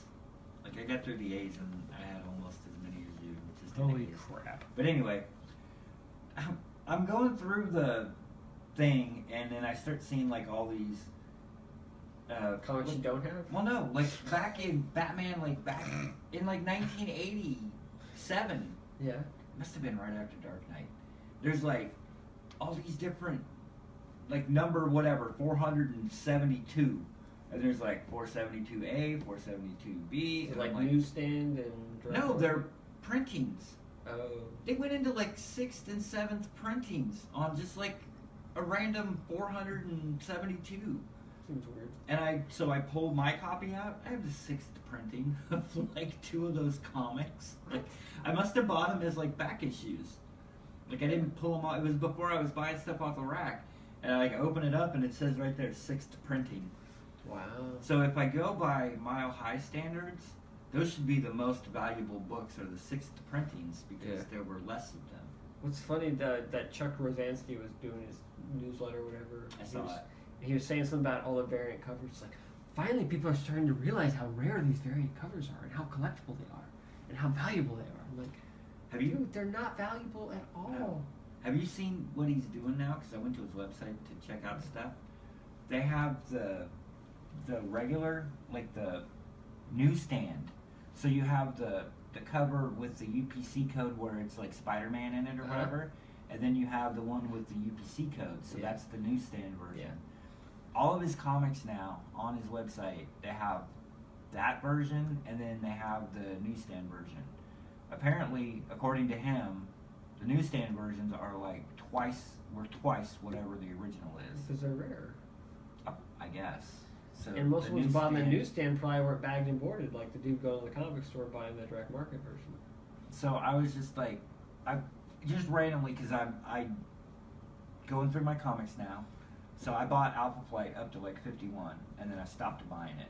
So I have like 50, and then I have like 101. So Yeah. I have like a 50 issue gap. So I'm like, they're having a half price sale. I'll go on there and I'll see.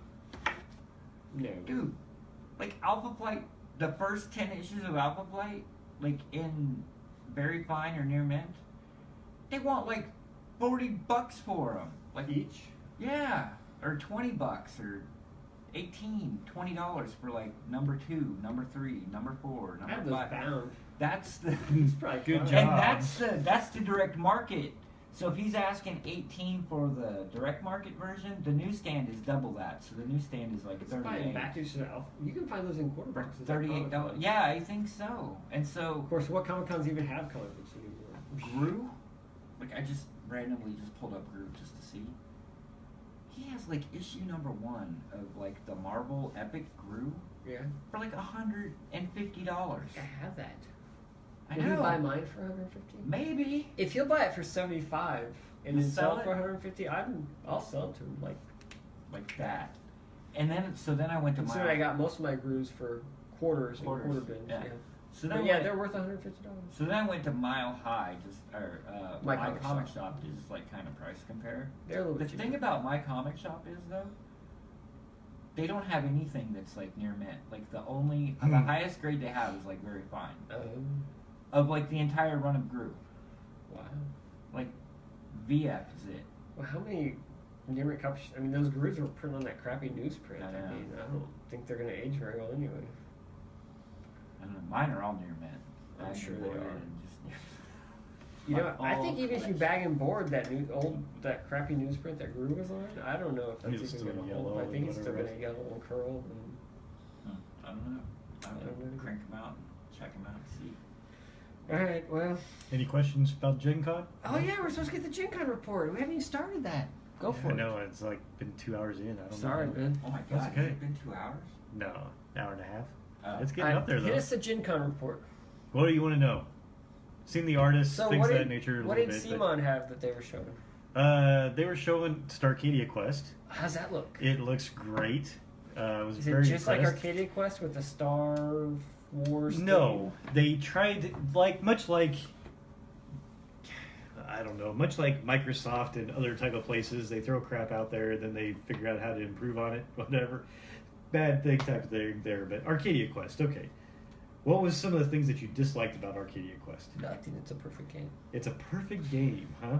I don't know. All the fiddly bits, like having to like Having exhaust your stuff and put tokens on and take it off. Okay, very and good. remembering how like when you kill something, you have to get a gold. I get a gold for that. And trying to remember to collect all your gold. That was Okay, always so things frustrating. about collecting gold, things about fiddly bits, and say setup time. Yeah. Type things. Okay, so they really streamlined a lot of that. They basically now give you like a card that shows you the map that you set up. The map now, instead of being a 3x3 tiles, they made them a 4x4 tiles. So there's 16 spots there now that you can get it. Like for what I demoed, they basically had it placed 4 tiles out there. Had a nice big, you had a fairly decent map then that's that you could do that. Because usually it's like 8 or 7. Weapons now, weapon cards, instead of doing the exhausting type things, it's a tile now instead of a card, and you just flip it over. Oh, okay. Type stuff. No coins anymore. It looked like everything was maybe off of like a victory point, and maybe you like use those as a currency. You know, we didn't get that far into upgrades, and stuff, but the guys did mention that there were still going to be, campaign type settings. Did they have the new Zombicide one out there? No new Zombicide. They had Kick-Ass.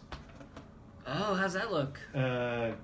It looks pretty neat. They already did that Kickstarter, didn't they? They didn't do a Kickstarter, actually. They sent it direct to market there. They skipped Kickstarter on that one. I thought there was a Kickstarter. Is that based on the comic? It is based on the comic, yes. okay. So you can It be wasn't a Hit Girl Where and did I things. see it? I thought it was a Kickstarter. Because at one time they announced it was going to be, and then they changed their mind at some No, I last mean minute. the Space Zombicide. Did they have that demo? They did not have the Space Zombicide, weren't demoing that. They were pushing a Invaders. lot of the Song of Fire and Ice. Oh, because that Game shit of didn't Thrones. sell is why they're pushing it. Possibly. I Their have no Kickstarter did idea. not do that well. I don't think they What? did all that well. Game of Thrones board game. Yeah, it's Yeah, like it's like a bunch of. But it's minis. a war gamey type of thing. I tell you what though, Gizmos was one of their big games at the con. Let's see one. Yep, at Simon. They sold out of it the first day. They had to have like a bunch of air shipped in for Friday and Saturday some, and I think they still sold out.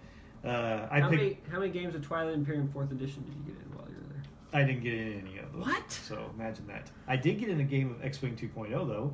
My son whipped my ass while he was Luke, and I was a couple TIE Do you know how fighters. much money I have invested in 1.0? 0? No, a lot. You did? In X-Wing 1.0? Yeah? Yeah, I have a ton of X-Wings. No kidding. I had no idea. But yeah, so I guess there's like upgrade kits though that you can get and things. So honestly, Fantasy Flight games last year in Gen Con 50, that line was freaking insane. I don't know if that line ever got below an hour wait. Okay, this year they had a big old rapid line. I probably could have got in that line and probably waited maybe 15 minutes to get into the store. It was never got to a point where I could just walk in their store. Yeah. I would have had to wait into a line, but there was that. I didn't even go to it though myself. I think you said you played X-Wing. I did because they got demo shit all around. Oh, you just can't go in the store. So I just couldn't go to the store What's to wrong buy with it. Fantasy Flight? So You don't they piss me off whenever I'm there, type stuff. In a way, a little bit, just because of the fact They that make your favorite game, they Star Wars. they Destiny. make Star Wars Destiny. They do, but everybody else is out there going, hey, you buy this, you get demos here, you get promos here, you get this, whatever else. Fantasy Flight, nope. They're like, you play in our tournament that we raised the price of by $10, and then we'll maybe give you a promo, or something like this. And Did you check out Mantic Games? So, Not Mantic. How about Monolith? Did they have a booth? I'm sure they did. That name sounds familiar. They're doing the Batman game, and they did Mythic Battles, and they did the Conan game. They're way back for whatever reason. I think because they're a bit more independent, they throw them way back in the back ass corner. Why? And They're awesome. I do not know why. And they put all their stuff in nice glass cases and everything. I did not actually see them though this year. My wife did. Like I said, I was a little disappointed I didn't get to spend as much time in the vendor hall as I Because your wanted family to. was dragging you down. Because they were. That's why you don't take I your tell you family what. to these Saturday things. They Saturday just morning we made the. Okay, so we were there for 3 days: Thursday, Friday, Saturday.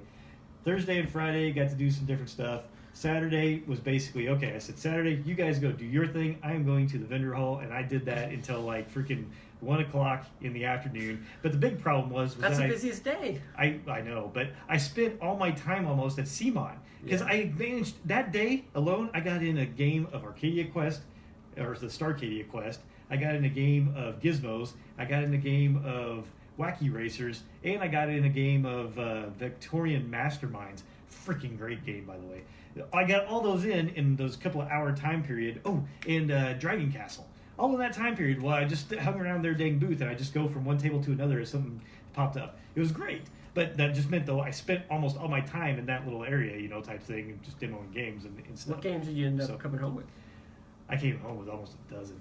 Well, so Thursday, Starcade I had done my research a little bit ahead of time this time and said, okay, here's the games that I want. And so the company that makes Azul, they had a big game that was getting a lot of buzz called Reef. Exactly right, Yeah. Reef. So I made up my mind that I was going to go for that game right away. So I get there and I went for Reef, got into their line, maybe waited 15 minutes or whatever else because it was pretty long. But I got to Reef. I'm up there, and this is a bad thing because the family left me alone while I was doing that. So you shouldn't leave me alone with my credit card in a game place, where games are all over the place. So I'm up there, I get Reef, and there's this other game that I know is hot as hell called Cumbria, or something to that effect. And it's just freaking selling out like hotcakes, and stuff. So I'm like, son of a bitch. Just add that to my order. So I got that one, even though I don't even know if I'll ever play it. So I got that game, and it is sold out like the first day of the con anyway. So I figure I can always flip it if I don't want it. But so I bought those. Then I caught up with the family. They wanted to go see the artists. I said, that sounds good. I'm going to wait in this line for CMON games because I know I want Gizmos because I've heard that everybody's buying that damn thing. And I love CMON games. So I went in there, and of course I got Gizmos, and while I was there, I got Dragon Castle, and I got 13 Clues because I played that last year at the convention and haven't found it since then. Of course, I can't say I looked real hard, but it's kind of got that Clue-like type thing, but without a board. And my kids were like, "That's what we love, we love the Clue concept, but we hate running around the board." And moving, That's right. all these stupid rules. So I was like, okay, I'm picking this up. So I picked those up without even playing any of them. Played Dragon Castle though, loved it. I love it. I don't know if my kids liked it all that well. They said it was too much of a brain burner, but I don't know. I really like it. Gizmos, I did demo. Don't know if I was as infatuated with it as everybody else was at the con, but it's still a pretty good game. I need to try it a couple more times to see how much I like that one. And then, like I said, 13 Clues, I had that. So by this time already, within the first hour of being in there, at the vendor hall, I've already bought 5 games. So then, That's like $200. yeah. So then we go and my daughter's passing by and she's like, Spyfall, it's DC Spyfall, type thing. Oh, yeah. So it's doing the game Spyfall, but with a, I never played that game. I've never with played Batman Spyfall either, and but I Batman and saw Joker the- theme. But so saw of it course on here there. again that pulls me in is the fact that you buy a Spyfall, DC Spyfall, and we'll give basically the idea of Spyfall is it's kind of like a werewolf type of game, Oh, okay. Social type of deduction type thing. Everybody knows it's a location type thing. Everybody knows the location that you're at except for one person. Yeah. That one person is like a double agent spy type of thing. So all the rest of the players know the location they're in. The spy doesn't know where they're at. Nobody knows who the spy is, though, and they got to try to find them. So one side is trying to find the spy is trying to find out where they're at. And so they're all asking questions to try to figure out who's the spy and who they're at, type stuff. Similar concept here, in which one person's the Joker, everybody else is like maybe a superhero of some type. I have no idea. They all know where they're at. The Joker's trying to figure out where all these yahoos are at. But a basic concept of the game is you got a box full of freaking cards with locations on them, type stuff. So what do they do, at the game, at Gen Con? Hey, you buy the game, we're going to give you 2 free locations. It's like, wow, hell, here again, sign me up. I'm going to buy that. Here's my credit card. Well, and like Isabel, my daughter, she's like, hey, I like that game, and look, it's DC. I'm like, okay, All right. will you guys play it? Heck yeah, okay. So, Boss Monster, my son loves Boss Monster. We went by there, they got the new expansion and Did you have promo that new cards. Kickstarter by the same So- guys? It's like where you're like an adventurer and you're like building up your like character. And, I haven't like seen going that down one. different paths. And I didn't actually spend I too much almost time at thought their about- booth either. I almost So. thought- Have you about played Boss Kickstarter. Monster? Yes, Is it fun? I like Boss Monster. My son likes Boss Monster. I brought it over here once though, and It's alright. and I don't know. Nick kind of liked it at first, but then I think I ended up backstabbing I him, don't and know. he didn't care as much for it. So It's a good game. I like Boss Monster because it's a light. quick game. It's very light. Quick, Yes, it's it's light. very light. It's fun. It goes pretty good, especially once you know what you're doing. I enjoy it. So we Hey, picked. get one of your kids Boss Monster for Christmas? Yeah, but we never played it. Yeah. So It's been since Christmas. I bought that expansion, but I don't know if I should have. But hey, I got it. And that one. Then what did we do? We played Battle Kittens. Battle Kittens, very easy kid, friendly type of game. Got really cool art on the cards. It's a drafting and battle type of game, but it plays very fast. It's very light. My kids loved it. The Ascension guys, the guys that do Ascension, I love that game. Yes. Play the app all the dang time and stuff. They came out with a new one called Shards of Infinity or Shards to Infinity, Shards of Infinity. But I go up there to the I think it's Ultra Pro, who does a lot of the card sleeves and everything. Well, I guess they got the rights to the Ascension games and everything, so they're trying to get more into the gaming type stuff. So that's where we played Battle Kittens. But I go up there and I'm like looking. They got this like little stand, where they're demoing another game, and stuff. And I go up there and it kind of looked like Ascension. And I was like asking him questions about Ascension. And he goes, "Oh yeah, we got some of that here." He goes, "But I'm demoing my new game, Shards of Infinity." And he goes, I actually am one of the co-creators of Ascension." I was like, "Holy shit, well that's cool." So I listened to his thing about the Shards of Infinity. He sounded pretty good, and stuff.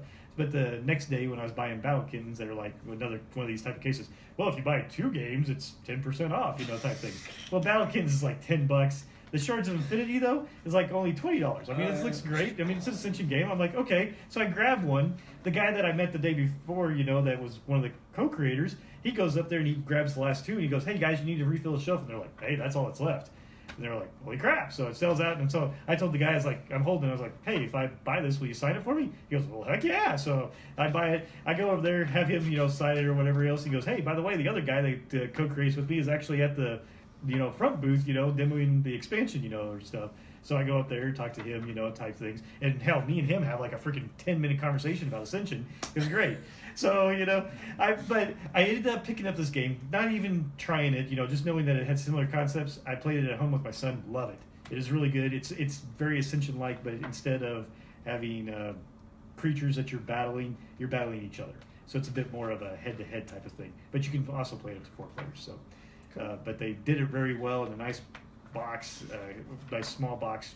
Lots of cards, but yet it had a nice price point of like only $20. I mean, That's good. it's really pretty good for getting like almost an Ascension light type of thing. Yeah.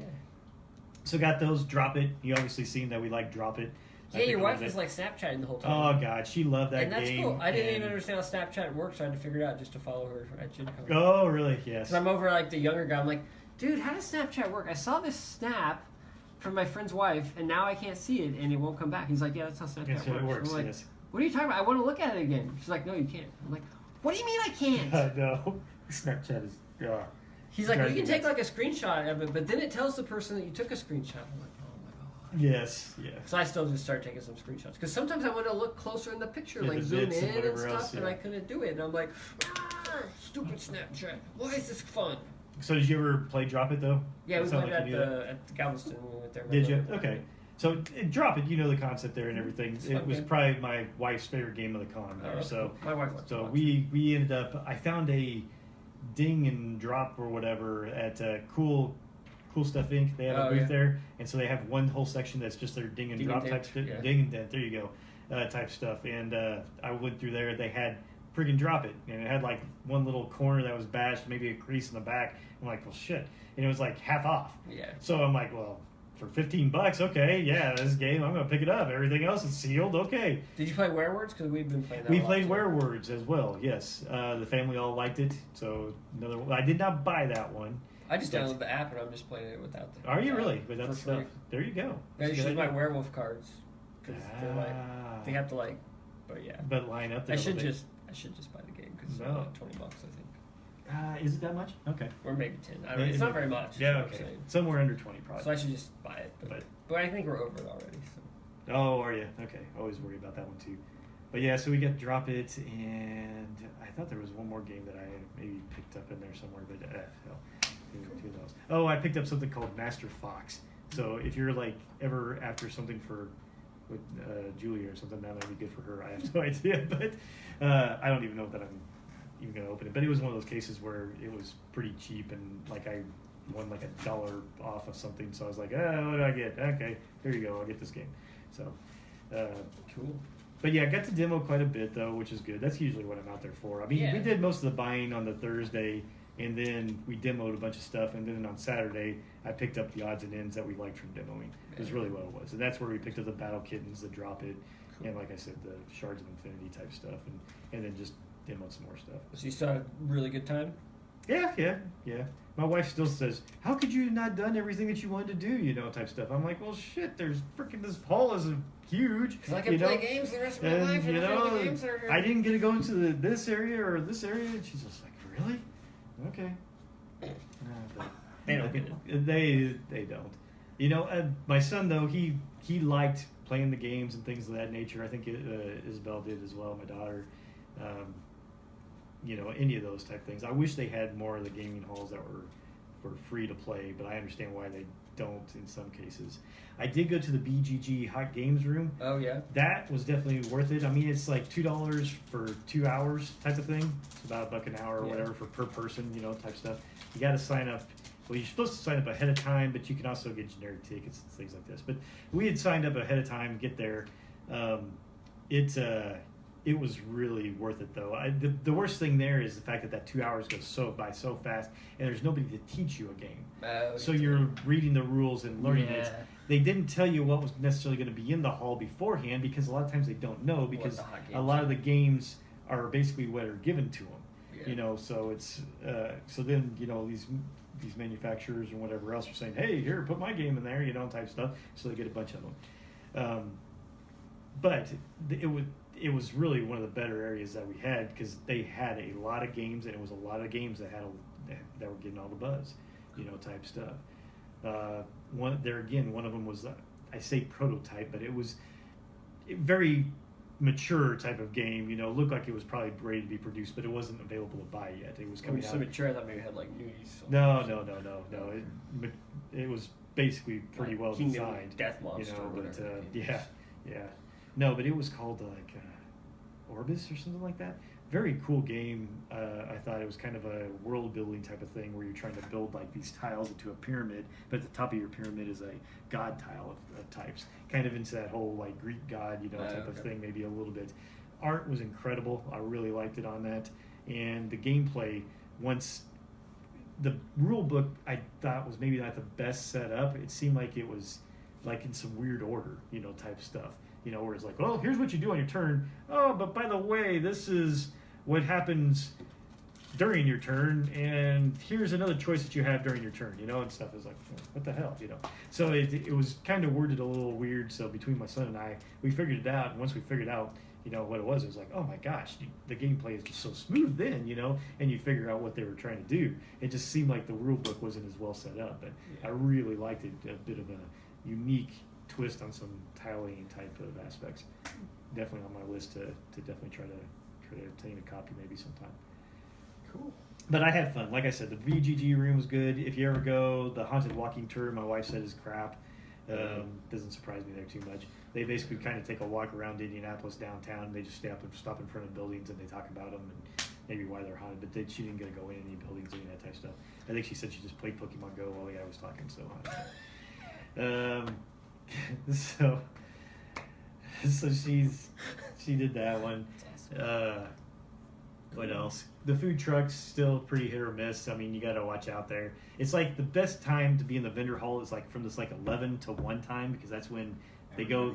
Yeah, everybody tries to eat. The vendor hall doesn't open until 10, but everybody rushes in at 10. For about that first hour, they're trying to buy everything they can before crap sells out. And so that all happens. So you're talking 11, 11:30.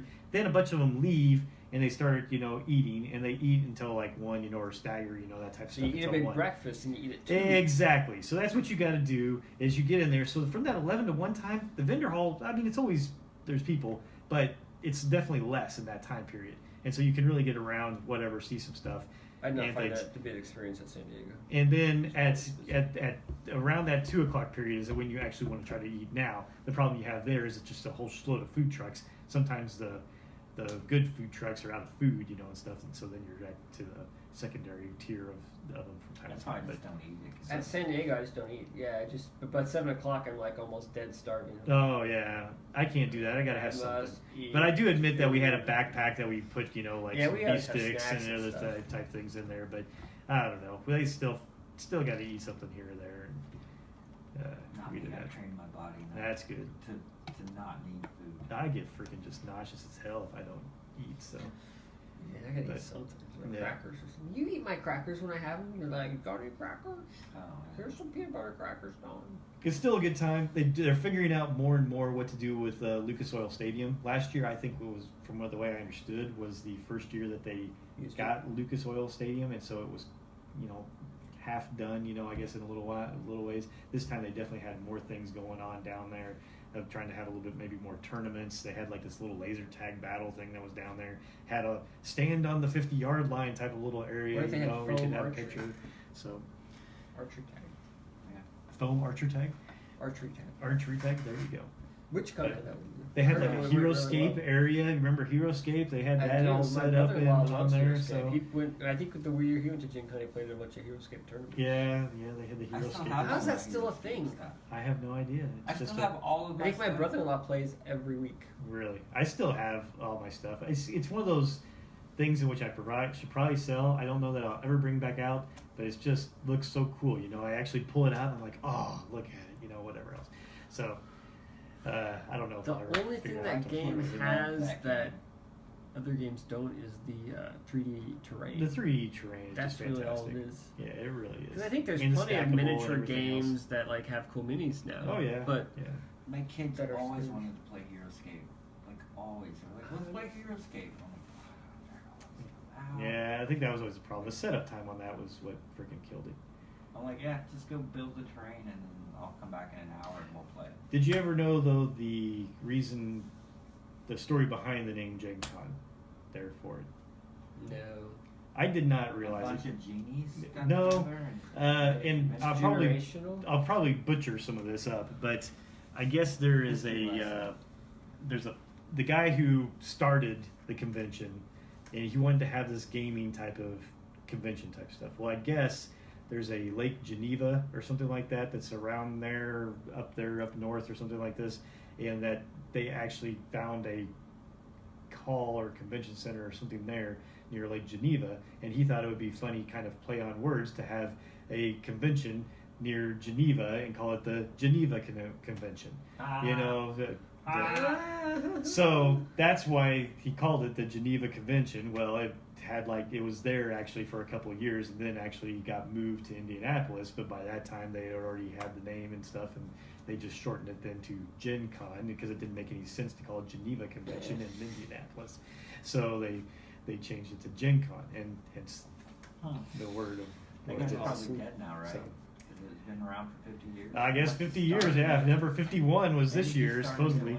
So, he could be, yes. So, I have no idea. But that was what one of the people told me there I was at the convention. And they said it was that previous year, last year, in year 50, that on the Lucas Oil Stadium, I know they had this whole museum type thing where they told about some of the history. I know my wife and I went down there and we were reading some of it, but this was like the end of our first day when we got up at the butt crack of dawn, and we were there, for like freaking 12, 13 hours, and so we're down there and we're going, and this is after playing games or whatever else. I don't know that I read anything that I remember from that evening, so how's that goes, but Sounds like me after a good day at a comic book convention. there you go. That's right. I definitely felt that way, on after Friday, because we got there Friday at like 9 a.m. and we didn't leave there until like 11 p.m. And then our hotel was way on the north side of town, and so it was like almost a freaking 25-minute drive or something to get to our hotel. So that day was pretty long. And that's probably what killed them then on Saturday. Then when we went back there a little bit, but I was just like, actually, I did really good Saturday. Like I said, you guys do whatever you want. I'm going there. Split up for a while. That's right.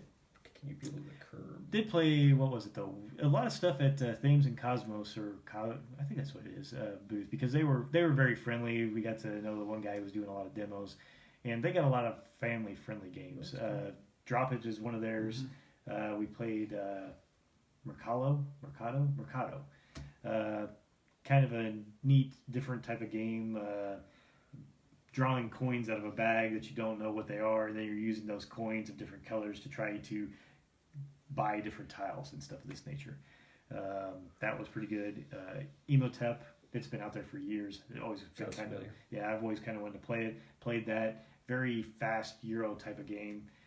Word Slam, kind of a word party game type of thing. Actually, as those type of games go, I didn't hate it, so it was pretty fun. I enjoyed it. Some of it is just being in the right frame of mind, though, with some of that. So I like a lot of their games, and their booths, they're always very nice, and a lot of them. Not to say that they aren't all, but, a lot of places get really tied into these. You got to have a ticket, whatever the heck else, this type of thing.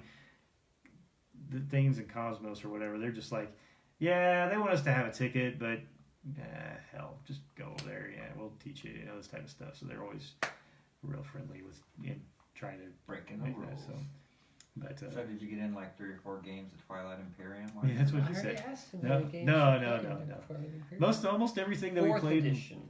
almost everything we played were fairly quick games. How did they demo that in their booth? Twilight Imperium 4th I have edition. absolutely no idea. Well, it's Fantasy Flight, so they're not demoing it at all. Oh, they don't demo? Yeah, they don't demo. So they said they had demos around their shop. They got all sorts of demos around their shop, but they're not demoing those extra long type games. Okay. They're pretty much, if you want to, that's what I said. That's why Fantasy Flight somewhat pisses me off, because things like, what is It's like it? they don't have to try that hard. They don't. L5R or whatever the hell else. I mean, they want you to buy into their tournaments. That's what they want you to do. And so that's why, out there at Gen Con, almost everything to get anything, whatever else, go sign up for a tournament. But like the Star Wars Destiny tournament, they raised it from $10 to enter to $20 to enter. And then they went and decided that they're going to have it on the very first day of the con on the Thursday, to start it. So I'm like, why the hell would I want to do that instead of, going and doing some other stuff? This is your North American Championships and you decide to put it on the Thursday of opening day? Type things? I don't know. Idiots. I don't know. But, you could they still have room for stuff. They still turn you around pretty good. The guys that they did have demoing knew their stuff, and things of this nature, which is good. The guy that demoed the X-Wing 2.0 for my son and I, he was very friendly. He very much knew it. I enjoyed the playtime there and the demo and stuff. They just seems to be that they do kind of have almost that snobbish type of feel, if you ask them any questions in this con, type stuff. Whereas, here you go. Last story here. Cool mini or not, CMON. I go there. I don't know if I follow those guys way too much because I freaking buy too many Kickstarters. Number one of the guys who does all the Kickstarter type stuff. He's like their what do you want to call it, public relations thing, following the forums and whatever else. His name's like Thiago, something like this. Okay. He's Brazilian. I recognized him because he's got. I've seen his picture before, on CMON type websites or on their Facebook page or something like this. I recognize him up there and I go, hey, thanks. I don't know how you handle all those guys on the forum. Sometimes it can be kind of crazy, but I always enjoy it. The guy, one of the things that they always talked about in there, what he talks about in the forums from way back when, from like Zombicide season 2 is. When people are like, hey, are we getting this? Or is this character coming or whatever? He's like, let me check my magic 8-ball, and whatever else. Well, since that happened, he actually has like an 8-ball. And so he's like walking around the CMON booth, with an 8-ball, and stuff. So it's kind of funny. Him and then one of the other designers of Arcadia Quest, they were both there standing by the Starcadia Quest. Right. And so I got to talk to them, a bit, and things. And then got to ask them some questions. But it was pretty funny because I asked him, I was like, hey, are you going to do a pet concept for this like you did for the other ones? And he's like, let me check my 8-ball. And he shakes it. He goes, definitely yes, So, and the other guy's like, good answer. so all that was kind of funny, type things. And they were talking about it. So then I got to demo it and talk with both of them afterward. And they were like, hey, what do you like? What worked, what didn't work, that type of stuff. So it was kind of cool. But I got to meet Eric Lang again, okay? Oh, nice. And this time I brought my Chaos Ball board. And I brought Blood Rage, the Valhalla type thing. So I pull out the board and I was like, would you sign this, type thing. He's like, oh yeah. And he's, we're talking, a little bit and stuff. And I said, yeah, my son and I really like playing this one, and stuff. And because he's like, yeah, I love Chaos Ball. I love this game. Just didn't take off like I thought. And he's like, oh, your son really likes it? What's his name? And I was like, it's Xander. He goes, how do you spell that? I was like, well, Xan. Oh, he's like, Buffy Xander. I was like, dude, I like you already, or whatever, So...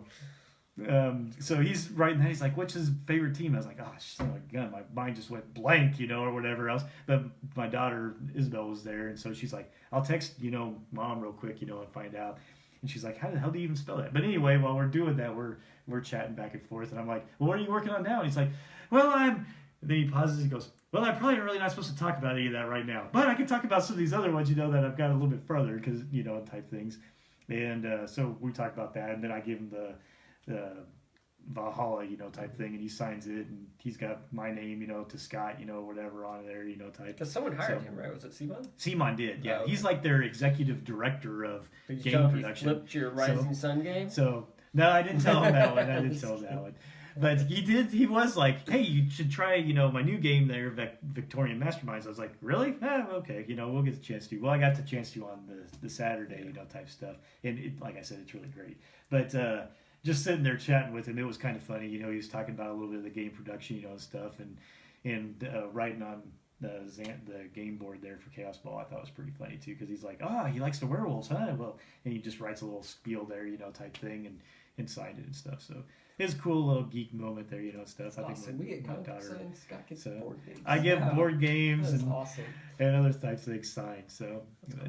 Yeah, it was a good time. I didn't know that was a thing. I didn't either. That's awesome. Yeah. I'm gonna start taking board games to comic book conventions and having like Jay Lee sign like Dungeon Quest or something. There you go. You should do it. Awesome. Great report, Scott. Yeah. Nice. All right, I think that's all we have. Thanks for listening. We had a lot to get in, which is ironic because we barely read anything. But anyway, thanks for listening. We'll catch you next time.